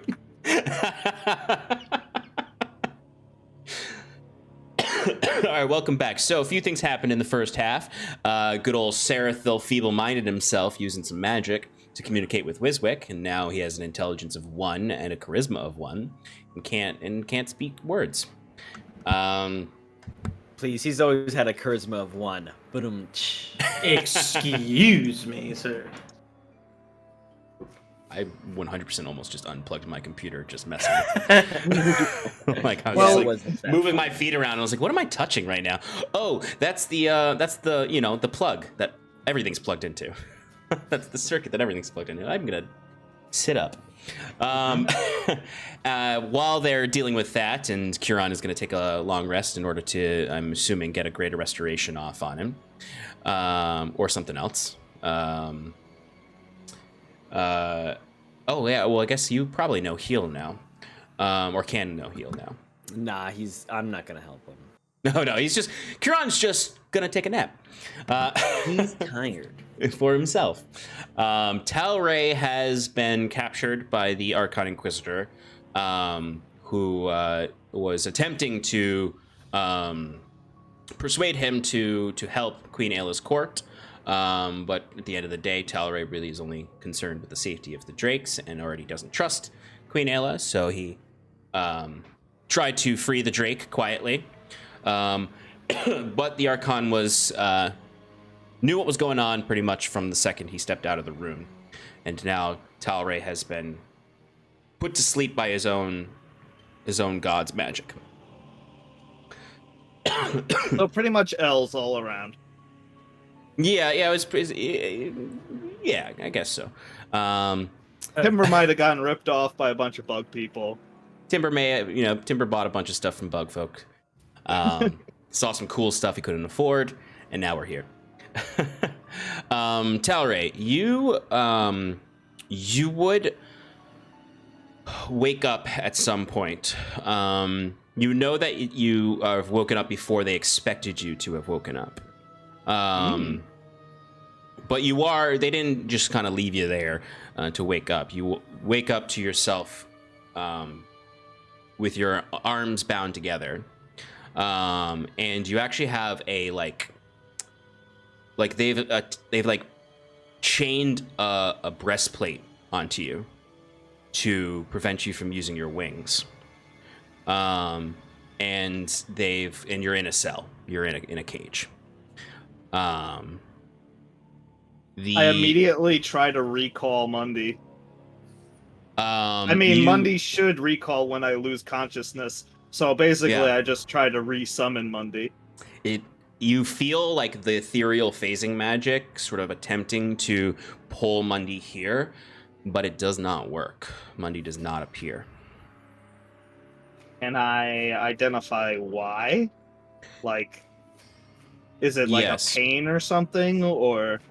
It is, you can surmise that most likely the Inquisitor has somehow locked Mundy off from you, or blocked your connection with Mundy.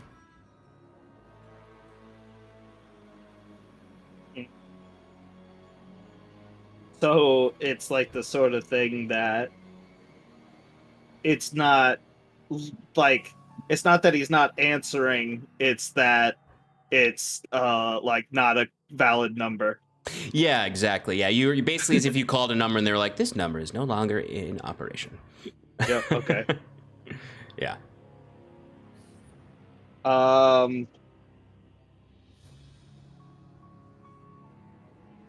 As you move, do I have my weapons on me? No. I'm assuming not. No, but as you start to look for them, you immediately feel the cage you're in sway. And then you look down and you notice that you are not on the ground. You are held beneath the rookery, overhanging the empty air that leads down to the bottom of the tower. You're in a hanging cell off of the rookery. More of a gibbet, I guess, is what it is. Just enough room for you in there.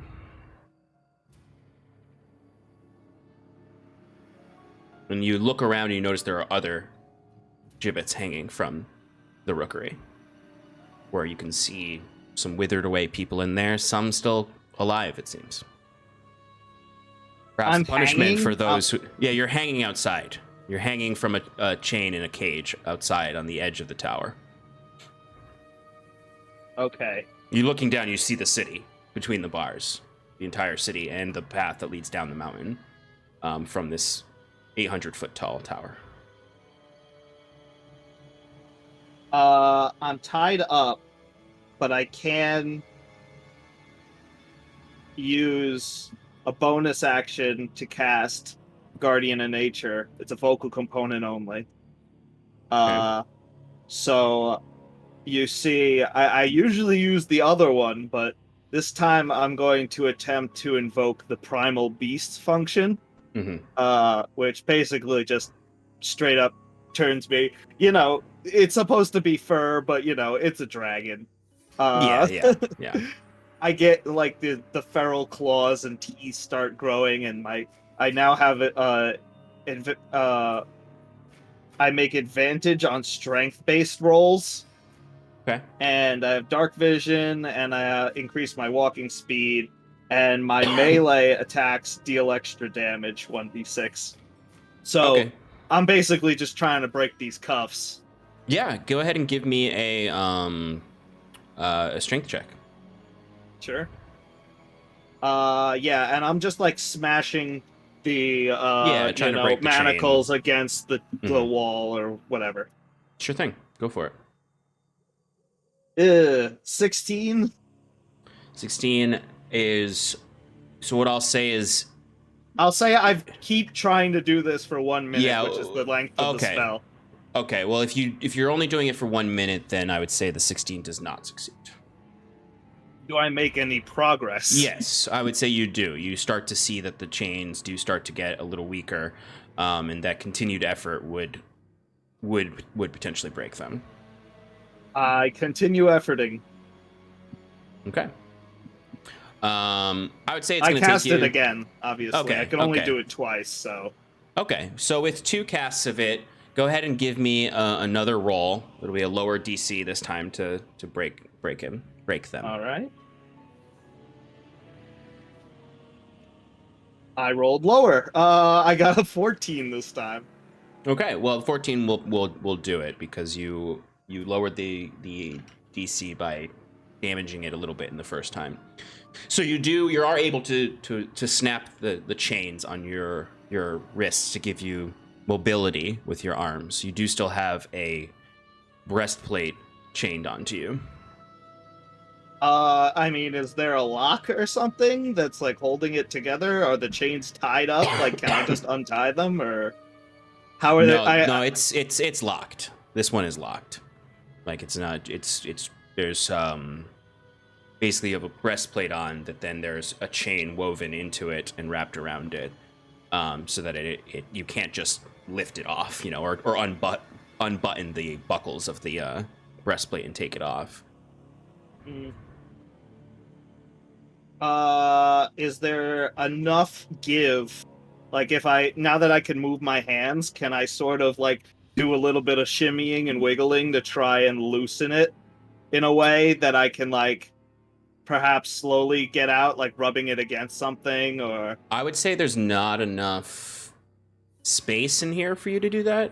When I say this is a gibbet, I really mean like you have barely any room to move. And the breastplate chain is too tight for you to just sort of like wiggle it loose. so I'm like, my hands are free, but Your my hands are free. shoulders are like pinned to my chest. I'm guessing, like that sort of thing. Yeah, and it's truthfully, Or is it it's like truly, around this part of my body? it wraps kind of like in both ways, where it goes around here and it goes over your shoulders. It seems like it's more so meant to keep you from using your wings to fly than it is to bind you. Right, but I'm gonna need my wings if I'm gonna get out of here. And that's why they did this to you. Yeah.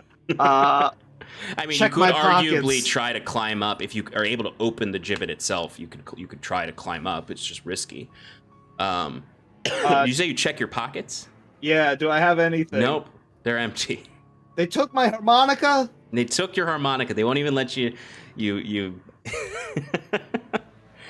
won't even give you the music in your imprisonment.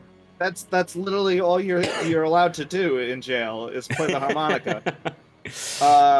I do what you said, and I oh wait, I'm wearing a brooch, right? Can I reach the brooch of disguise self? It's just a clothing item. Would they have taken that away? Yeah, I imagine they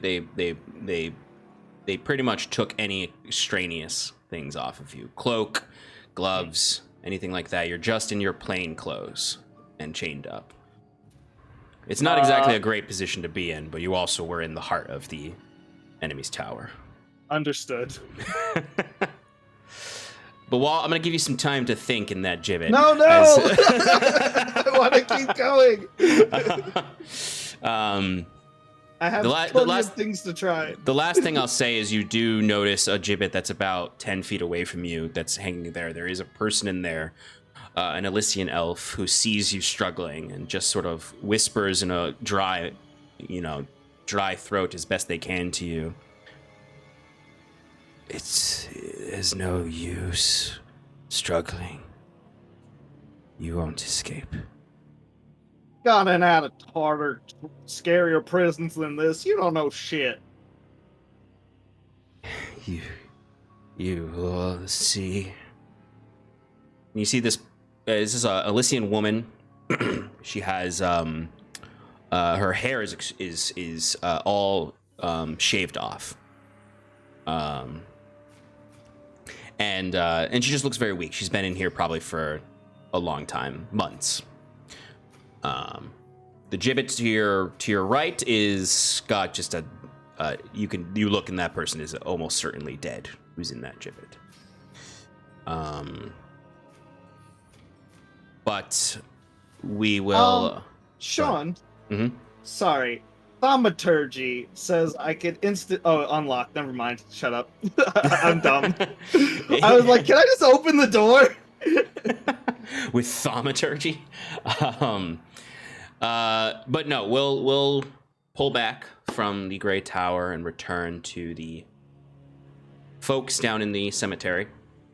There's a tiny hut that's been put up so Curon can trance for 4 hours. Naldo is watching Sarathil. They're actually, I imagine they're like, I don't know, like playing catch or something. Like Naldo has molded earth to form a little ball and is just sort of passing it back and forth with Sarathil. Keep him occupied. But I guess, do you guys want to? Are you planning on staying awake until Curon wakes back up, or are folks going to bed? Figure at least trance. Not trance, but like meditate. Maybe sleep if that's the, whatever the plan is. There's 4 hours, so it's the kind of thing where you can start a long rest, and if you complete it afterwards is up to what you guys want to do after you potentially cure Sarathil of his ailments. Mm-hmm. I'm not going to sleep in the tiny hut, so I don't want to be near Curon, so I'm going to go find my own little spot. Okay. Yeah, there's plenty of cold earth and trees you can climb, I guess, and bushes you can sleep in, I guess. When Scarlet doesn't enter the hut, Curon just goes, just make sure you aren't seen. I'm trying to keep a low profile. That's my specialty. My highest stat. While I'm just making fumes within the tiny hut, from brewing some potions. Yeah. Which hotbox in the hut. I'm pretty much hotbox in the hut. Did you imagine it's like the party? Actually, everyone in the party died of poisonous fumes like 6 months ago, and this has all just been a fever dream of your deaths from the first night that you brewed anything in the tiny hut. Yeah. Yeah. So I'm gonna look over. I mean, I guess Ekbaralgoth is kind of like one of the only ones. Oh yeah, he's still here. Yeah. So I guess Scarlet walked away, but I made some potions for next time we. Here, just take this. And this. Okay. All right. So this one is this will make you, pretty much have quick feet, and then this one gives you thicker skin. You think I need thicker skin? Look at me, Wolfman. He says, tapping the armor that basically is melded to his body. And can I like grab his hand and then just poke it, make his with my nail, just make him bleed in his hand, like, oh, oh, so you do bleed, okay. Yes. And then I slap his hand away. You just see this thick black ichor bubbles up out of the little wound for a little bit. Gross. Oh, okay. Well, you're still welcome to have the potion. I appreciate it. Sometimes you need a little extra oomph in a fight, if you know what I mean. Especially against some of this magic that, these elves throw around. Quite annoying. That's a word for it. And here's 2 more potions. I will be handing these out to the rest of them. When Sarathil gets his mind back, and these two come back to consciousness. And I take out a ring. Does this interest you at all? Oh, I'm very flattered, Wolfman, but I'm not looking to get engaged anytime soon. Oh, you're not? Okay. Wait, what is it? It you know how I just made you bleed? It might help with that. Please, you think know you- and then he I just know you- reaches out and goes to grab it. You think I need anything like that to... Oh. I know you downplayed this magic thing, but sometimes it's quite nice. So, to your benefit. Well, anything that helps me fight better. It benefits us all, does it not? It's true. In the words of Elfman, we must all come together in, I don't know, friendship or whatever. But yes, thank you, I guess. He says as he turns away. And you hear a little sniffle, and he goes, "No one's ever given me anything before." And the demon's heart grew 3 sizes that day. Scarlet, I wish you Talrae got something.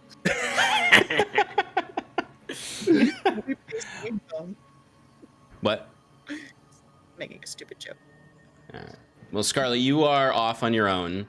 How far away do you want to go from them? Just just a little bit, I want to or be by myself, so I don't want to go I don't want to go too far, but at the same time, keep them in vision? do- yes, but I do not want to be seen by them or them, the other them, just anybody.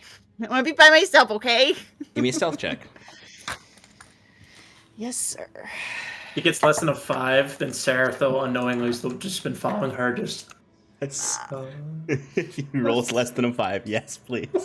She I finally can't roll thinks less she's than a away 5. at- My modifier's a 15, There you go. 24, which is still pretty Okay. low. Sarathil, give me a perception check. yes. She's I don't just doing think whatever Sarathil she's can doing, get and all of a this, sudden, But oh, I guess you can. like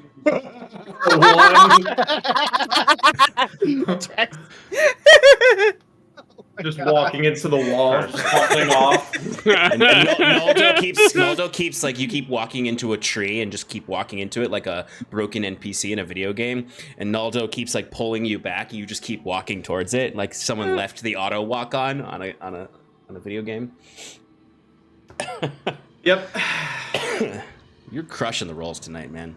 Oh man. Amazing. All right, so as far as you can tell, Scarlet, you are completely alone in an individual section of the cemetery.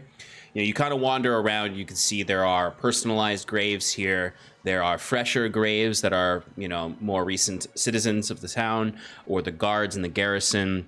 But you enter into a garden area that has just, kind of like a circular courtyard in the middle that's only maybe like 10 feet in diameter, with a small fountain in the middle, and then 4 sections that have graves, different number of graves throughout, but it's kind of self-contained in like hedges, so it's very private. Perfect. First I want to set up my my bedroll, because I am not sleeping in the tiny hut. Bless you. My goodness, that was a violent sneeze. I want to, just set up my sleeping stuff. Mhm. And the last thing that I take out is the orb. Okay. And I kind of I put it next to the bedroll, and I kind of sit on or lay down on my back, just staring up for a little bit, just I know I shouldn't do this. I know this is a bad idea, but you know what? I really need to this is I don't know. Honestly, I don't know what she's thinking. She's not thinking clearly, Mm-hmm. but she's feeling alone and still quite irritated from the conversations that she's had with her friends over the last couple of days. So eventually I will sit up and take the orb, sit crisscross, put it in front of me, and because it's been a new day since I've used it, right? It's been Yeah. 5 new days. Sweet. All right. So then it's like that feeling like you shouldn't do it, but like it's the worst that could happen. It's just a quick check-in, just really, really quick. Okay. And I will scry on Thatcher. Give me a wisdom saving throw.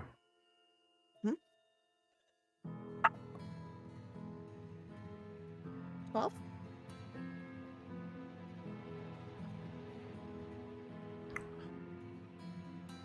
You stare into this orb to access its vision. You look and it sort of just has this mercurially moving opalescent cloudiness that seems to almost part to a void, where you can just see this little green light, like a pupil, staring back at you. And it seems to grow almost. It's like you refocus your eyes and it's normal size again. And then you look at it and it gets bigger and bigger and bigger, and you feel compelled to stare into it deeply until you feel yourself tilt forward as if on the edge of a precipice, and then fall into it.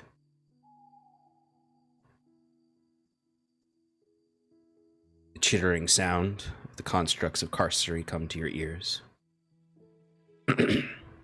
as you feel the presence of the Harbinger tugging at your soul. What's left of it?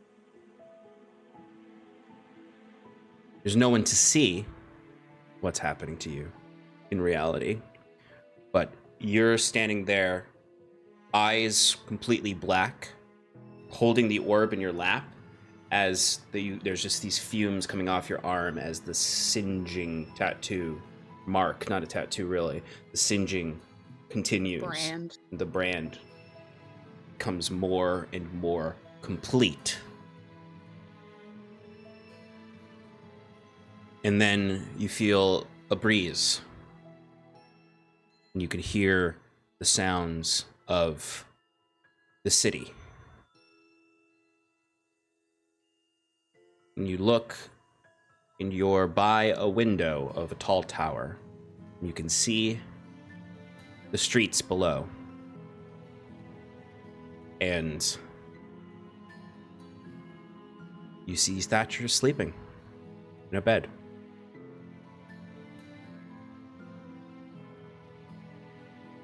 Does he look okay? Like, has he healed at all? Does he look peaceful? He healed immediately the last time. Well, you don't know that, actually.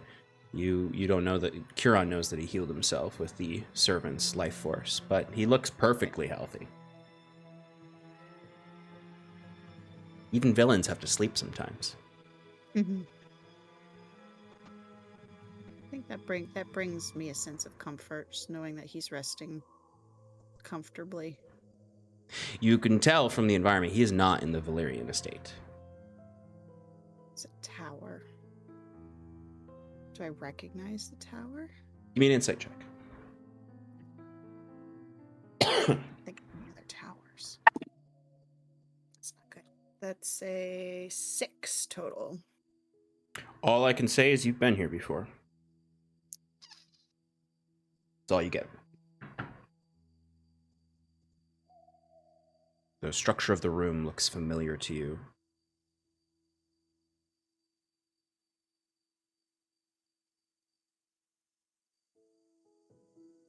The court? Nope. Gotta roll better on your insight next time. What all I'll say is you've been here before. You've seen out windows similar to this, looking over Caradolin. That's it. See Kinsley's estate?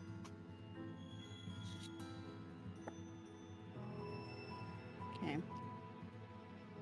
I will neither confirm nor deny any guesses you make right now because you didn't roll high enough on insight. I know. All right, so I assume that he just sleeps for the entire 10 minutes that I'm watching Yeah. him. Yeah. You notice the door opens every now and then, and a guard does look in to check on him. But they just open the door and not even open the door. They like literally open a slat in the door and look inside and then close it, just to make sure he's doesn't need anything and he's resting. Okay. All right.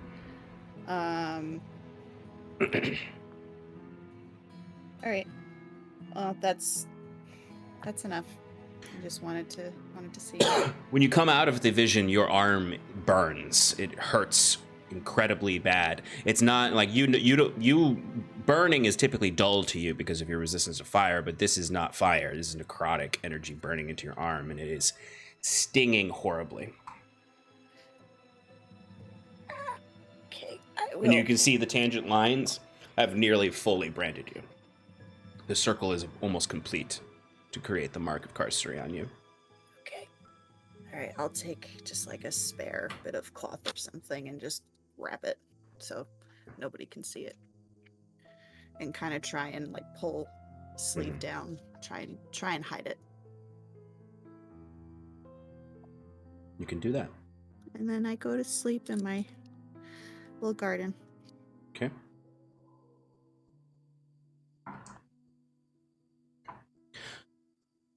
Three and a half hours later, Kieran, you come out of your trance. I did put the orb away after that. Okay. All right. Kieran gets up, looks at sleeping Timber or meditating Timber, and gives him a little scratch behind the ear. Oh, good. Do you want to see what happened to Sarathil? I'll go cure him now. Oh, yes. Have you been awake at all? Has Talrae not come back yet? As far as I know, no. The answer is no, I have not been awake. I was chatting with Ekbagoth and... him.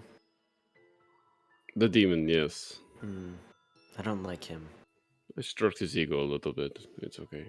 I'd rather not stroke anything of his. Kieran says as he takes down the tiny hut and goes to find Sarathil.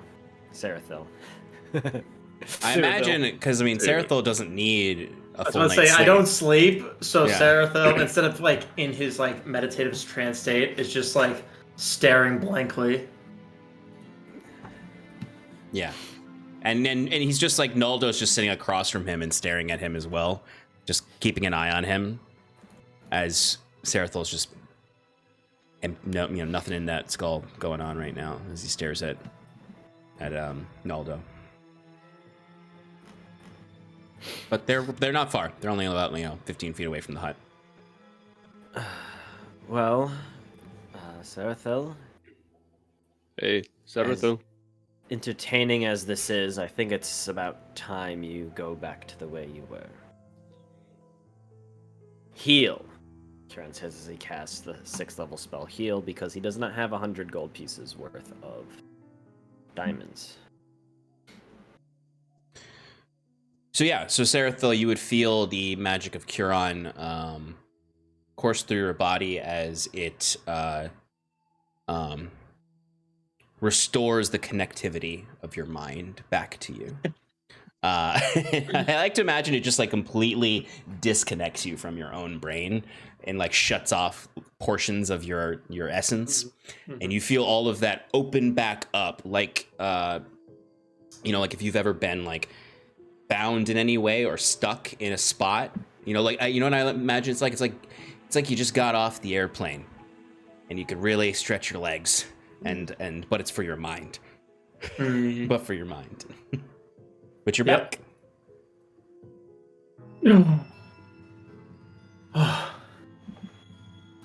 Oh, gosh. Thank you, Kieran. That Everything was okay? quite unpleasant for me. What happened? Oh, it didn't. What made you smooth-brained? Tapping to the diadem. In an attempt to see into the mind of Noldo, an outreach to Wiswick, I exhausted the last bit of energy out of the diadem, and it seemed to backfire on me in the most cruel and punishing way. I'll say. I was like a prisoner in my own body. I couldn't do anything. I thank you for bearing with me in that state. Oh, you I played very much so enjoyed playing games with you, Sarathil, and if you need me to do so again in the future, I will happily help.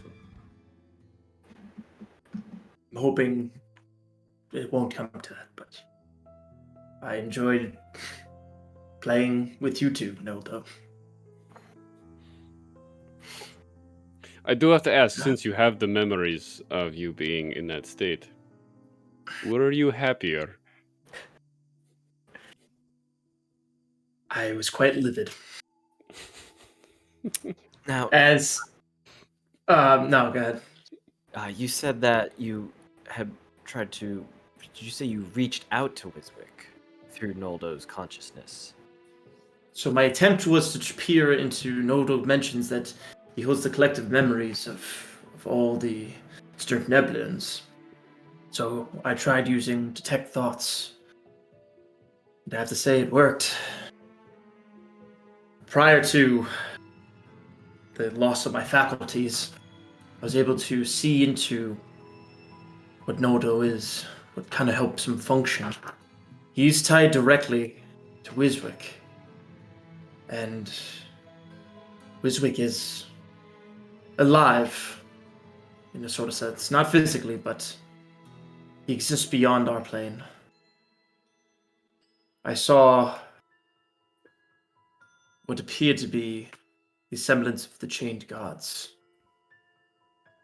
And that's where his collective mind now resides.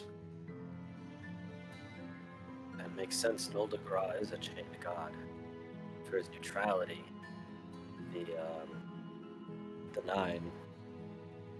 What are they called? Conservators. The Conservators. Punished. Wrongfully, in my opinion, though. I can understand their frustration with a neutral god over such a threat, But besides the point,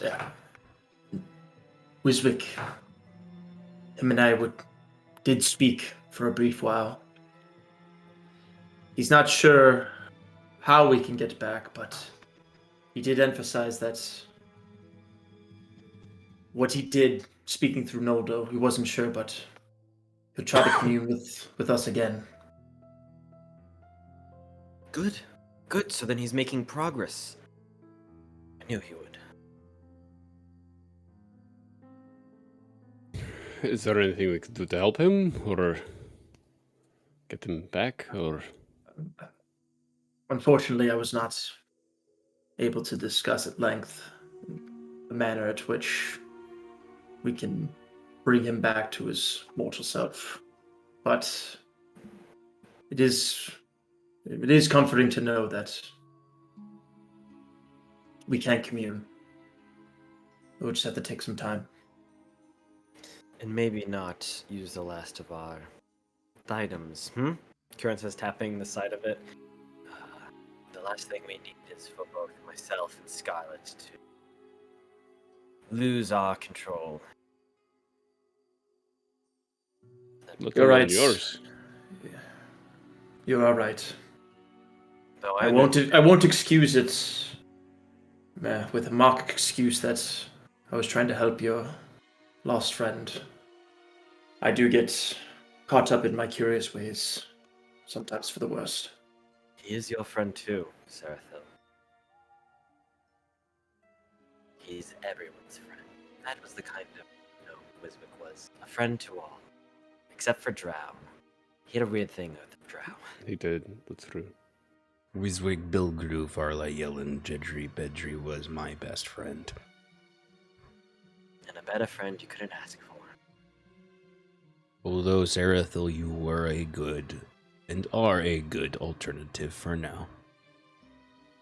You hear that, buddy? You're second best. Well, let me collect the rest of myself from that fugue state and clean up this mess. As he picks up the torn pieces of paper that he has, and goes and sits down and starts just transcribing the notes that he messed up back into his book. Kieran hands him back his spell book. And then looking around, Kieran goes, Yes. "Well, What? should we wait for Talrae, or I say no. He can fly. He can catch up with us. no? I meant like, Is it morning? here for him, or should we go look for him?" It's 2 a.m.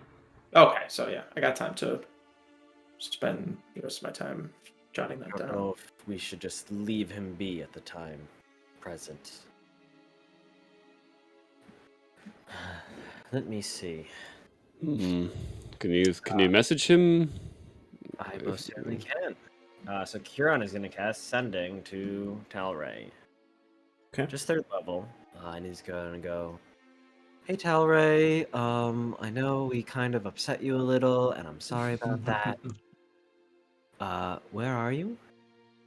We're concerned. Love, Kieran." XOXO. Talrae, we'll come back to you in the moments before this so you can exhaust Yeah. your attempts at escape. I was gonna say because I got a few of them. I love how it's exhaust your attempts, but you escape. All right, what are your endeavors here? Okay, so first things first, we have confirmed that I can use sharpshooter when throwing good berries. So I'm just gonna take a shot We have done and that. try and land We have one allowed right that. in the mouth Lord. of this other prisoner that was all downtrodden. Maybe I could wake him up a little with 1 HP. You good berries. Go for it. Yeah, Right in the I got- nose. I've got 10 tries. Can we just say I did it? Yes. But roll a d10 just to see how many good berries it took for you to get it. Oh. I If mean, you I don't sh- even if- get to add some modifiers. Like, all right, fine. I don't even care. If you roll a 1, the velocity of the gunfire is too fast. It goes right into its throat and chokes him. I rolled a 7. I'm pretty sure that this is him like pong throwing the berries into the mouth, not loading the gun with good berries and shooting. Oh, that's how I was picturing He it. doesn't have his That's how I gun. pictured He it also too. doesn't have his gun, Hello, but baby. I do love the idea of him shooting good berries at people from a Like gun. a marshmallow shooter. Yeah, so it takes you a few tries, but you are able to get a good berry into, roughly into the mouth. I mean, I imagine the person also kind of like caught on to what you were doing and was like, okay, yeah, give me the good berry. She does scarf it down like it's a tiny berry, but she really tries to savor it because she seems to have not eaten in a while. It allows her to speak more openly with you. Like it does provide her sustenance that she's severely been lacking. It doesn't improve her HP much, but That's not really the point of a good berry. It's meant to nutritionally support you. So she is more clear of mind now and does kind of pull herself up and has the strength to sort of roughly lean up against the bars of the gibbet to look at you. Thank you. I am sorry for my pessimism earlier. That's all right. How long you been here? I've lost count, but it must be almost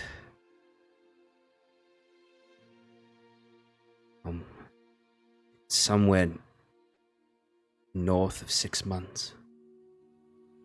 Well, at least I know they won't be coming anytime soon. Have you ever tried to escape or seen anybody else try?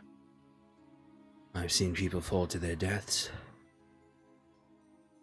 Well, I might not be able to get you out, but if I get out of here myself, I'm sure I promise to come back for you. And you see she starts to like stare off and like trauma seems to be setting in. As she just starts to mumble, I was once a part of the Ash God. I served this. Yeah. The shepherd. You're not going to be right in the head until you get out of this crazy town. You just hang in there. Keep hope. If you get out, find the shepherd. Like the shepherd of Iluvania? Yes. I know him pretty well. You know Huron. Islastana or something like that? Yeah. Yes. Naive. But I've seen him do things. Who are you? Captain Duvain. The Ash God.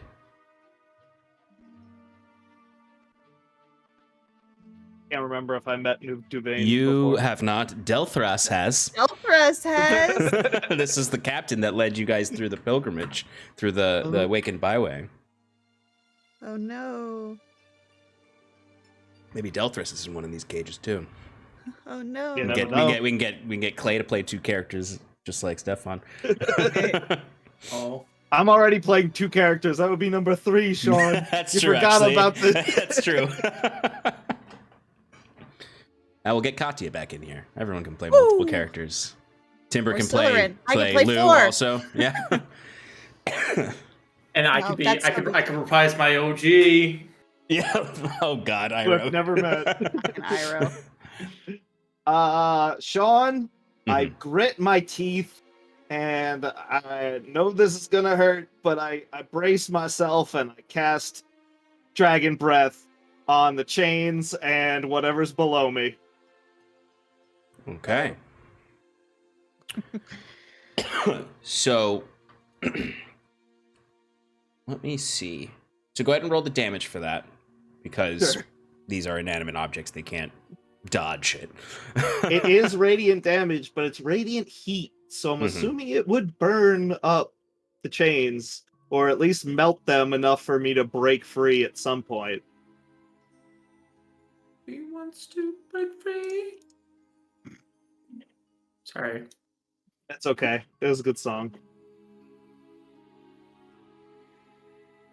I was thinking more of like the Ace of Spades or something like that. Ooh, yeah, sure. Okay, so if you Oh, deal more than 20 damage, it'll break them. Okay, that sounds good. I get 10d6. Okay. I got 34 damage. Nice. 34 damage. Okay. You take that damage as well. Yeah, I figured, but I have resistance, so I take half Yeah. of it. But you do melt the chains that are holding the breastplate on you, and you can see the magical arcane lock break on it. So I tried to do some quick calculus of some quick DM maneuvering because I hate how arcane lock doesn't have additional descriptions of how it works. It's just adds 10 to the DC on a lockpick. And I'm like, well, can you tell me what happens if someone tries to break it? And it's like, all right, well, I'm just gonna make a damage threshold based on that. So yeah, the you feel yourself injured by this. It burns, but the chains are melted enough to be broken, and you see the magic dispel from the arcane lock, and you can take off the breastplate now. There's not a lot of room, so it's kind of a situation where once you open the gibbet and like get out of it, you're gonna have to take the breastplate off then, because there's not enough room really to fully take it off. You can loosen it so that it's just hanging on you, but there's not enough room to like fully pull a breastplate off. And like this is really like as if you were standing upright in like a closet. But if this gets opened up, you'll be able to, fling it off and be able to fly. Yeah, but the gibbet itself is still open. The gibbet itself is still maintained. I'm burning through everything. That was the plan. They hit the gibbet and the thing at the same time. That's why I'm aiming it downwards. I would have to like pull some maybe like aeronautic maneuver where I would be like taking everything off as I was falling and then try and recover. Yeah. Either that or you could just be nice and say I burn off a part that I could still stand somewhere. Well, I mean, you know what I'm gonna say is give me a quick acrobatics check, because I am gonna let you burn through the bottom of this cage, but you're gonna have to squeeze out of it and then do all like maneuver to get out of this safely without taking any risks happening. 15 on acrobatics. Okay, so it's a little rough, your maneuver. And I'm going to say you are going to take a little bit of damage from just squeezing out of the cage. Okay. Let's see, that's 4, 7, 9. You're going to take 9 points of like slashing, piercing damage as kind of like the quickly cooling parts of the steel cage that are still bent and twisted scratch against your skin as you slowly kind of like imagine squeeze yourself down, and you're literally like hanging from the bottom of the cage as you with one hand as you take the other hand to thrust off the breastplate. But you are free in your current state. 800 feet up in the air. What would you like to do? I think about it for a second as I'm like flying in the sky. I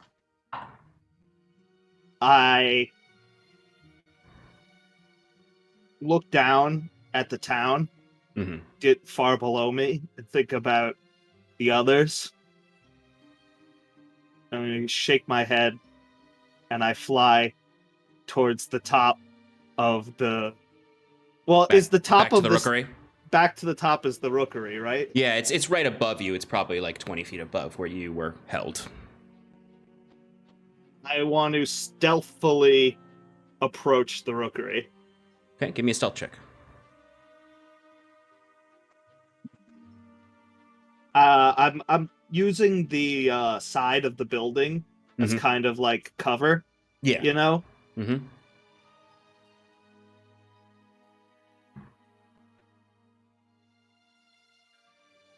$19. Okay. As far as you can tell, you're undetected as you sneak up to the side of the building towards the opening in the rookery. Is there any sight of any guards or creatures, or what do I see? You see that Ryder is in there, and he seems to be tending to the Drake that you were talking to. He's reapplying all of the stuff they took off of the Drake and kind of maneuvering them into one of the stalls. Does he have a new magic collar around him? The Drake? Yeah. No, he doesn't actually, because they don't. They seem to have used the spare one on Monday.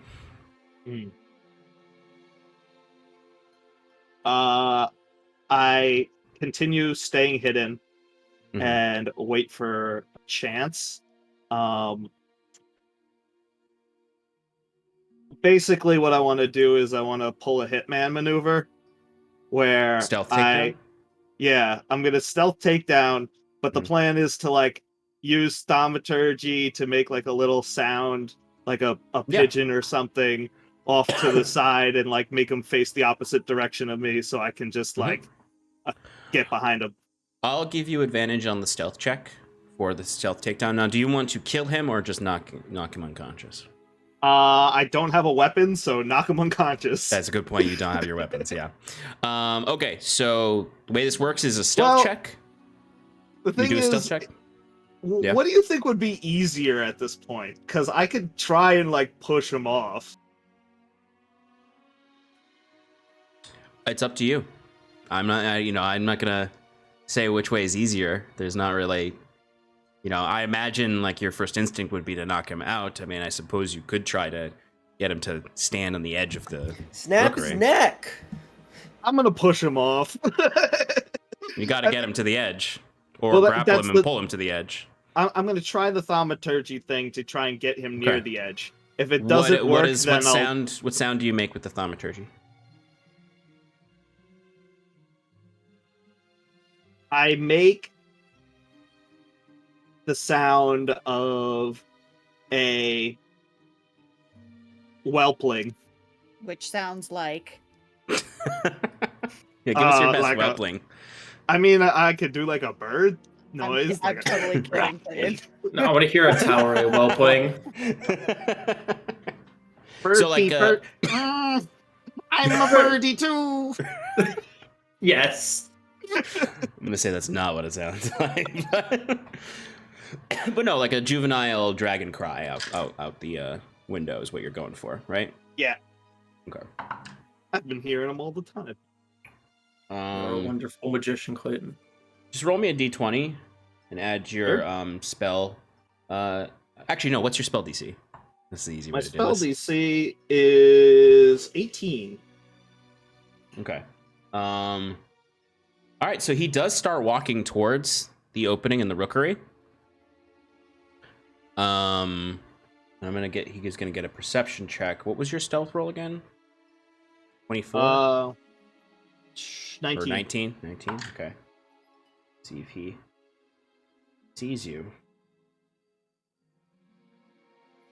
He doesn't see you, it seems like, as you look at him. As he does come up to, he doesn't walk right up to the edge. He basically walks up to where the windows where the opening opens up, and there's probably another like 5 feet of balcony there. And he's just standing there. He's not right on the edge, but he is standing there looking out at the night sky. All right, I'm gonna try and knock Because him the top out of the here. rookery is kind of curved, so like the entrance, this big, large dragon-sized window is curved, coming down. So you can go for an attempt to knock him off. Plan is to knock him out, but if things go wrong, I want see. the option to shove him off. You know. All right, I'm just positioning for a failure. All right, give me another stealth check.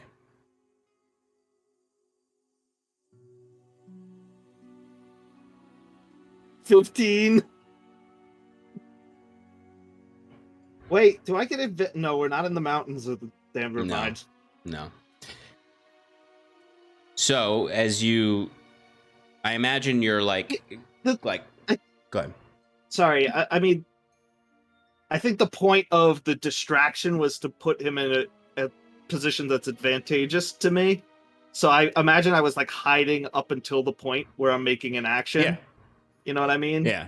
The issue is that the distraction has put him on alert. Now I would say I did say that I would give you advantage with the thaumaturgy, so I will let you roll one more time. I was gonna say, could I just add the bonus I get for hiding, for staying very still? No, because you have to move towards him. All right, I'll take it. Yeah. I don't know what I rolled because it's under the thing. I've got less than 15. Okay, so as you're approaching him, like you're like slowly flying down, I imagine, or you're like I imagine about to drop on him. He does look up and sees you, and you will have one chance with disadvantage to grapple him. Right. So go ahead and give me a athletics check with disadvantage, and he can roll his acrobatics check. Is it an attack or is it an acrobatics check? No, I mean you can go for a shove, just a straight shove.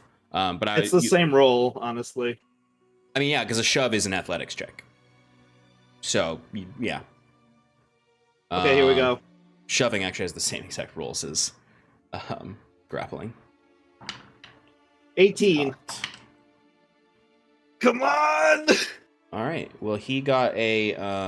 He did not succeed. He rolled a natural 8, and he does not have a +10 to his athletics. But he did have a decent athletics because he is a dragon rider. So you're going for the straight shove. So this is the thing. There was a lip that was still there. Shoving pushes someone 5 feet. So he is on the edge right now. You would need at least one more shove to push him off. But you don't have disadvantage in this one. It's a straight roll. Going by this. Does he have a weapon on him? He does. He has what looks like a short sword at his waist that he's reaching for at this point. I mean, can I reach for it since I'm already grappled with him and just like stab him? Well, you shoved him. You didn't grapple him. So okay. Yeah, that's the thing. If you I thought I had the grapple. I offered the grapple. You did? Said, I thought I was grappling. I was like, all right. but you said you wanted to push him. So I went with the shove, which granted it's the same rules, but different outcome. Could we possibly say that, like, as I shove him, I hold on to the hilt of the what's called weapon as an object interaction, so it like pulls it out as he's falling? If I successfully do it, I would ask for a roll for that. You can give me an acrobatics check, I think, or a sleight of hand is actually probably better for that. Give me a sleight of hand roll to grab onto the sword. So am I shoving or am I sleight of handsing? Both? No, this I would say is part of the shove itself. Okay. It's just gonna have a higher DC because it's not an independent action outside of the shove. So go ahead and roll the sleight of hand. That's scary, but I'm gonna do it anyway because I believe in myself. 17. Okay. Yeah, you get the sword out as you simultaneously kind of like drop you down. I imagine you were like flying very slowly above, and this guy is turned and he's looking around, and as you're about to drop on him, he looks up and sees you, and you just drop your flying. You just stop flying and go for a dive down on him, and he's going to and you go in and you just shove him with your forearm like this, and with the other arm go forward and grab at the blade, and you don't pull the blade. It's the momentum of him falling backwards that you pull the blade out, and now he has no weapon and he's standing on the edge of an 800-foot tower, and you have a sword and you're standing in front of him. And it's at this exact moment that you hear in your head, "Hey, Talrae, where are you?" Or whatever exactly Kieran said. We love you very, very much, and we hope you're okay. Now where the fuck are you? For the record, there is zero hesitation in Talrae. He knocks this motherfucker clean off this cliff and then turns around and picks up the phone and is like he just got out of the shower. He's just bleeding, like on his chest is just burnt up, and he's just like killed some dragon hater, and he's just like, another day in Talrae life. Oh, hey, Kieran. How's it going? Funny, I haven't seen you around for a while. What you been up to?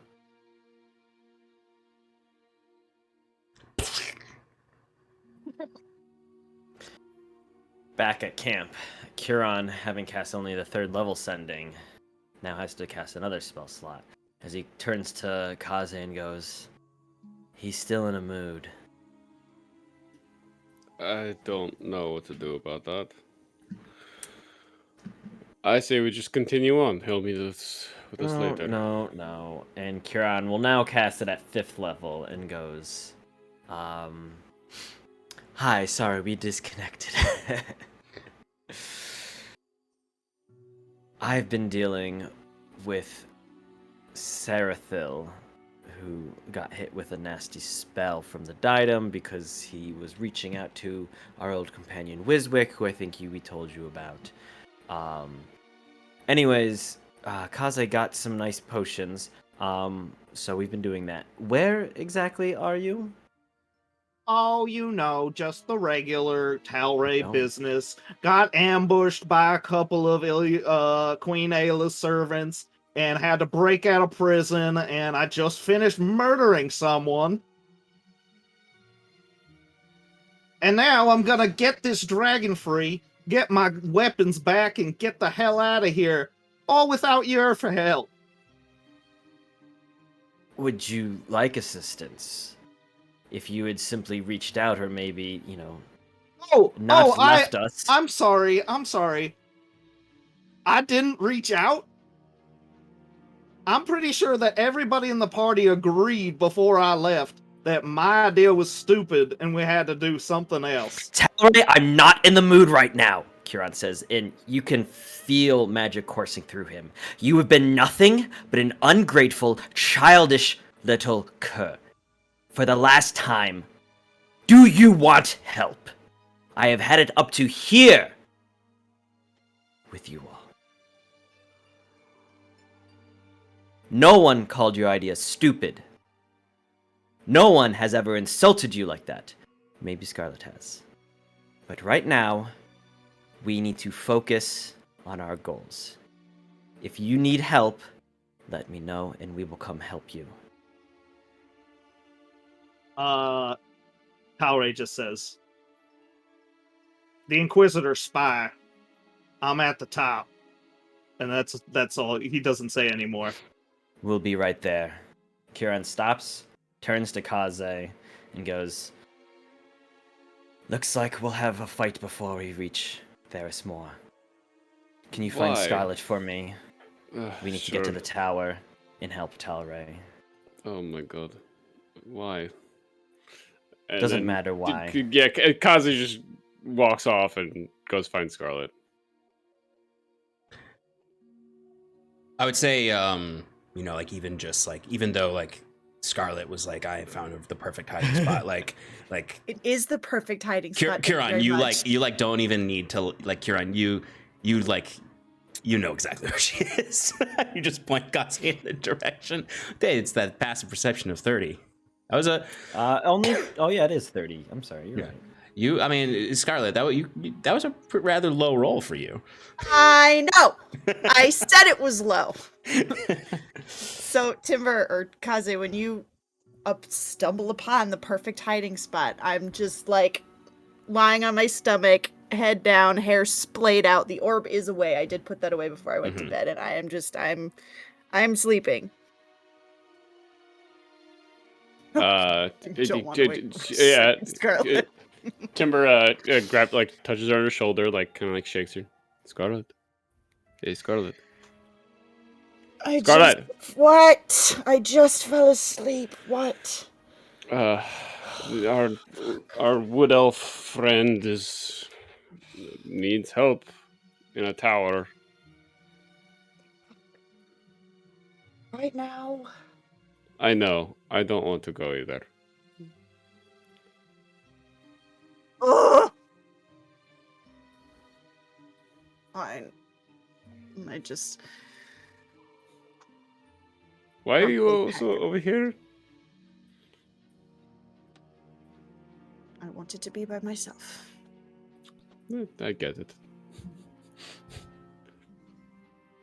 That's cool. Okay. It's very awkward.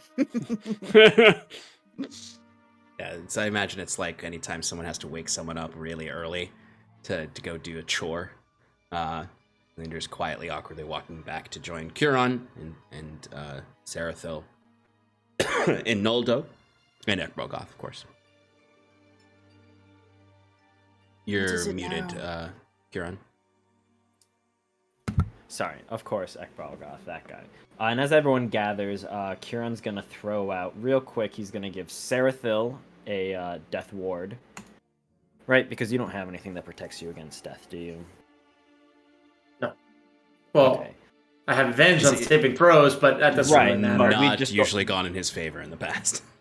Right, and Scarlet has decent health, right? Yes. 151, baby. Yeah. Okay. So I think Kieran's just gonna pop that on Sarathil, and goes, "All right, everyone. I'm not sure what exactly happened to Talrae, but he's at the tower now. I guess this is what we get for ignoring our friend. That's on us, but we're gonna go deal with it now, and then we're gonna get out of this godforsaken place, get to Ayla, and finish this once and for all." Aye, aye, Captain. I don't know what we're going to expect, but Oh, probably just shoot everyone, right? I think that's probably our best bet. I Oh. have something that could probably do just what we needed to do. But I'll leave that for when we get there, Kieran says as he kind of looks over his eyes. You see a little sparkle in his eye as he pulls out the scepter of the first shepherd, the weapon of Varys Moonbound. And Sean, do you mind describing it for everyone plus me? Because I didn't feel like going back to What it looks like? Thank you. Yeah, You no describe it problem. as a Yeah, it is much more of a maul in the sense of it's not really a scepter. It's just called a scepter because it's very large.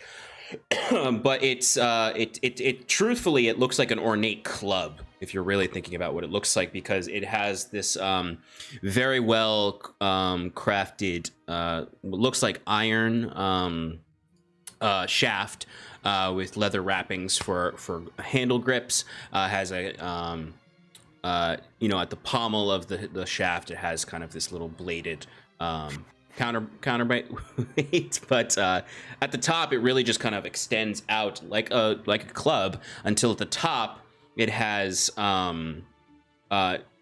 embedded in it these serrated moon shards that make up the head of the scepter, that glitter with a pale moonlight against the dark iron of the shaft. And it is heavy. Like, it is a two-handed weapon. Kieran has to hold it on the shoulder like this. It is intimidating looking as hell. I mean, you all very clearly remember getting it beat to fuck with it by Varys Moonbound.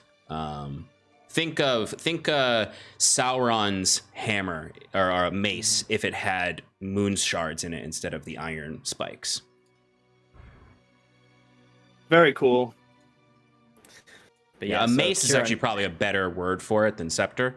But for mechanical purposes, it's a maul. Yes. Yeah, so Kieran's just gripped that in his hands. He's got the bulwark shield on his back, giving him no bonuses, unfortunately. Really missed that 24 AC, but all right. As he just marches forward, Ekbalgoth is just like, "Oh, I guess we're gonna go fight." He's got his Zweihander over his shoulder. As the ends are... And then before we go, I'm going to hand out 2 health potions to everyone. Except for Akbalgoth, who I already gave to. 2 of the standard ones. 2 of the regular ones. Mm-hmm. Thanks, Timber. As you begin heading towards the Grey Tower. Yes. That's, well...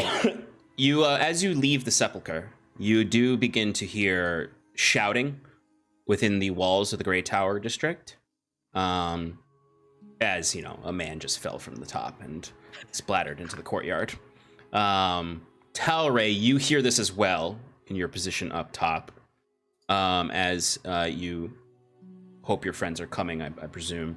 Yep, I'm wasting no time. Okay. I whoop off the end of the what's it called? The balcony. The balcony, and I start wrapping around the building looking for a window entrance. I don't know if there's like a way to. Was there any like midway point? I'm trying to identify where my weapons might be. Like from when I was walking in, was there anything that like might be a storage closet or The one you know? thing that I can tell you about your time in this tower is that it doesn't make any sense to you. The stone moves. The inside is hollow at certain points and then hallways at certain points. Like when you moved on the lift up here, like the tower shifted its shape for you to move through its floors. There are no windows in the exterior except for up in the rookery. There's no way down then from the rookery. It's all like just a solid flat stone. Yeah. If that's the case, I want to Like to the point almost where you maybe even remember seeing windows, and there are none now, though. Mm-hmm. You're not sure if you just misremember or if it's shifted. The actual tower itself has changed. So I fly back up to the rookery, and I wait in ambush, because I know, now that I have a weapon, that somebody's going to check what's going on up here. But as I'm waiting, I look at Sheldreo, and I say, if you were in there, or even if you're just practical, you'll know that this doesn't look good for you. I'm a prisoner. If they don't see me here, then they're going to blame that death on you. You broke free of your from your damaged magical device, and they're going to try and take you down or lock you up again. The only way, it looks like we're in this together. If you at least just fly out of here. I don't want you to get hurt. Sheldreo just begins to growl at you. That intellect that you interacted with was likely a facade from the Archon Inquisitor. As the creature just growls at you, kind of in a frightened position right now. As you can hear the lift coming up from below, echoing in the halls below. I'm going to cut back to the party as they are in the courtyard right now beneath the statue of Ayla. You can see across, probably about 150 feet away, is the entrance. I imagine you all are kind of like maybe behind the statue looking around it at the entrance to the district, the walls surrounding the Grey Tower. Kieran. How far away from the tower are we? So if you're 150 feet from the walls themselves, then you would probably be roughly maybe a little over 200 feet from the base of the tower. Okay, cool.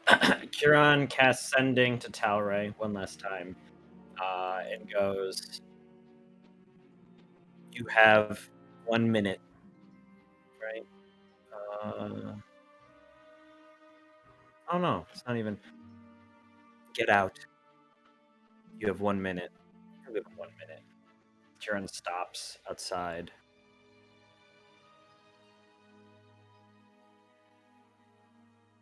Does Talrae respond?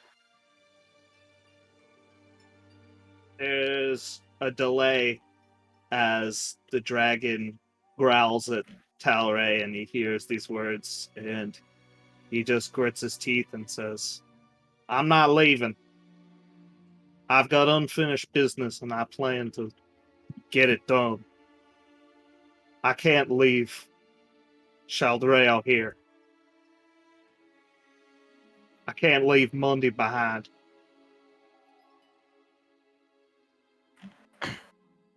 Kieran turns to the party and goes, sounds like there's allies of Talrae's inside, and they have Mundy. Everyone prepare for a fight. Gotta get that Moondrake back. As Kiran loads his scepter and does not cast Earthquake. That's what I thought you were going for. That's all I want to do. Earthquake and destroy this tower. Instead, I keep wasting spells. Well, you can. Right. I mean, you still potentially have a chance to earthquake it. True. Okay.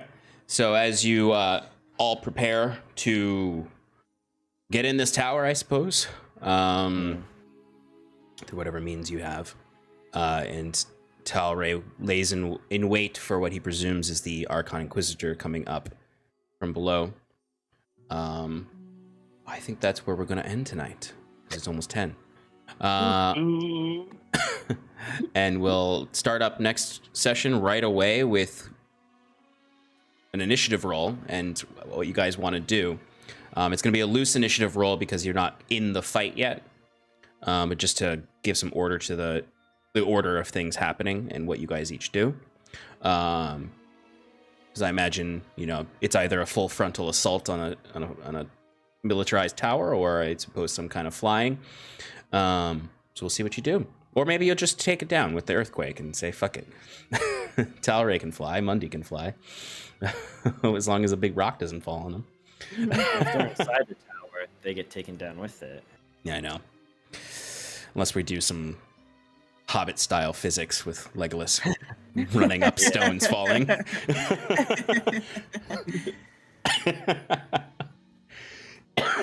All right, folks. So we're next week on Monday, we're going right into the action of taking down the Grey Tower and either escaping the Archon Inquisitor's grasp or killing him potentially. Because this could just be an escape attempt. But maybe you don't want to leave unfinished business and take out this Archon Inquisitor. But I leave that to you all, to the Wayward Five, to decide. And free Mundi and Sheldreo, a potential new ally if things work out. But thank you folks for hanging out with us tonight. We are going to raid someone. We typically have program throughout the week. There's a strong chance I will not be streaming on Wednesday for Relaxing Paradise because this is my prep week for my thesis film this weekend. We'll see how I feel on Wednesday or what business I still have to do on Wednesday. So I might be streaming. We'll see. But in the same thing for the Sunday Power Hour, I'll be wrapping up the shoot on Sunday. So there's a strong chance we will not be doing the Sean Enchanted Power Hour, but we will for sure be back next Monday to resolve the conflicts of Tor-Lancoroth. So we're gonna send a raid on over to Just the Human. They're playing Dungeons and Dragons right now. Are they still doing the charity? I think that was just this weekend. I think that was just this weekend. Okay, but still, good friend of the channel. They're great. So go ahead and give Just the Human our love, and we will see you all at some point in the next week. If not during the week, then when we come back next week to resolve Tor-Lancoroth. Say goodbye.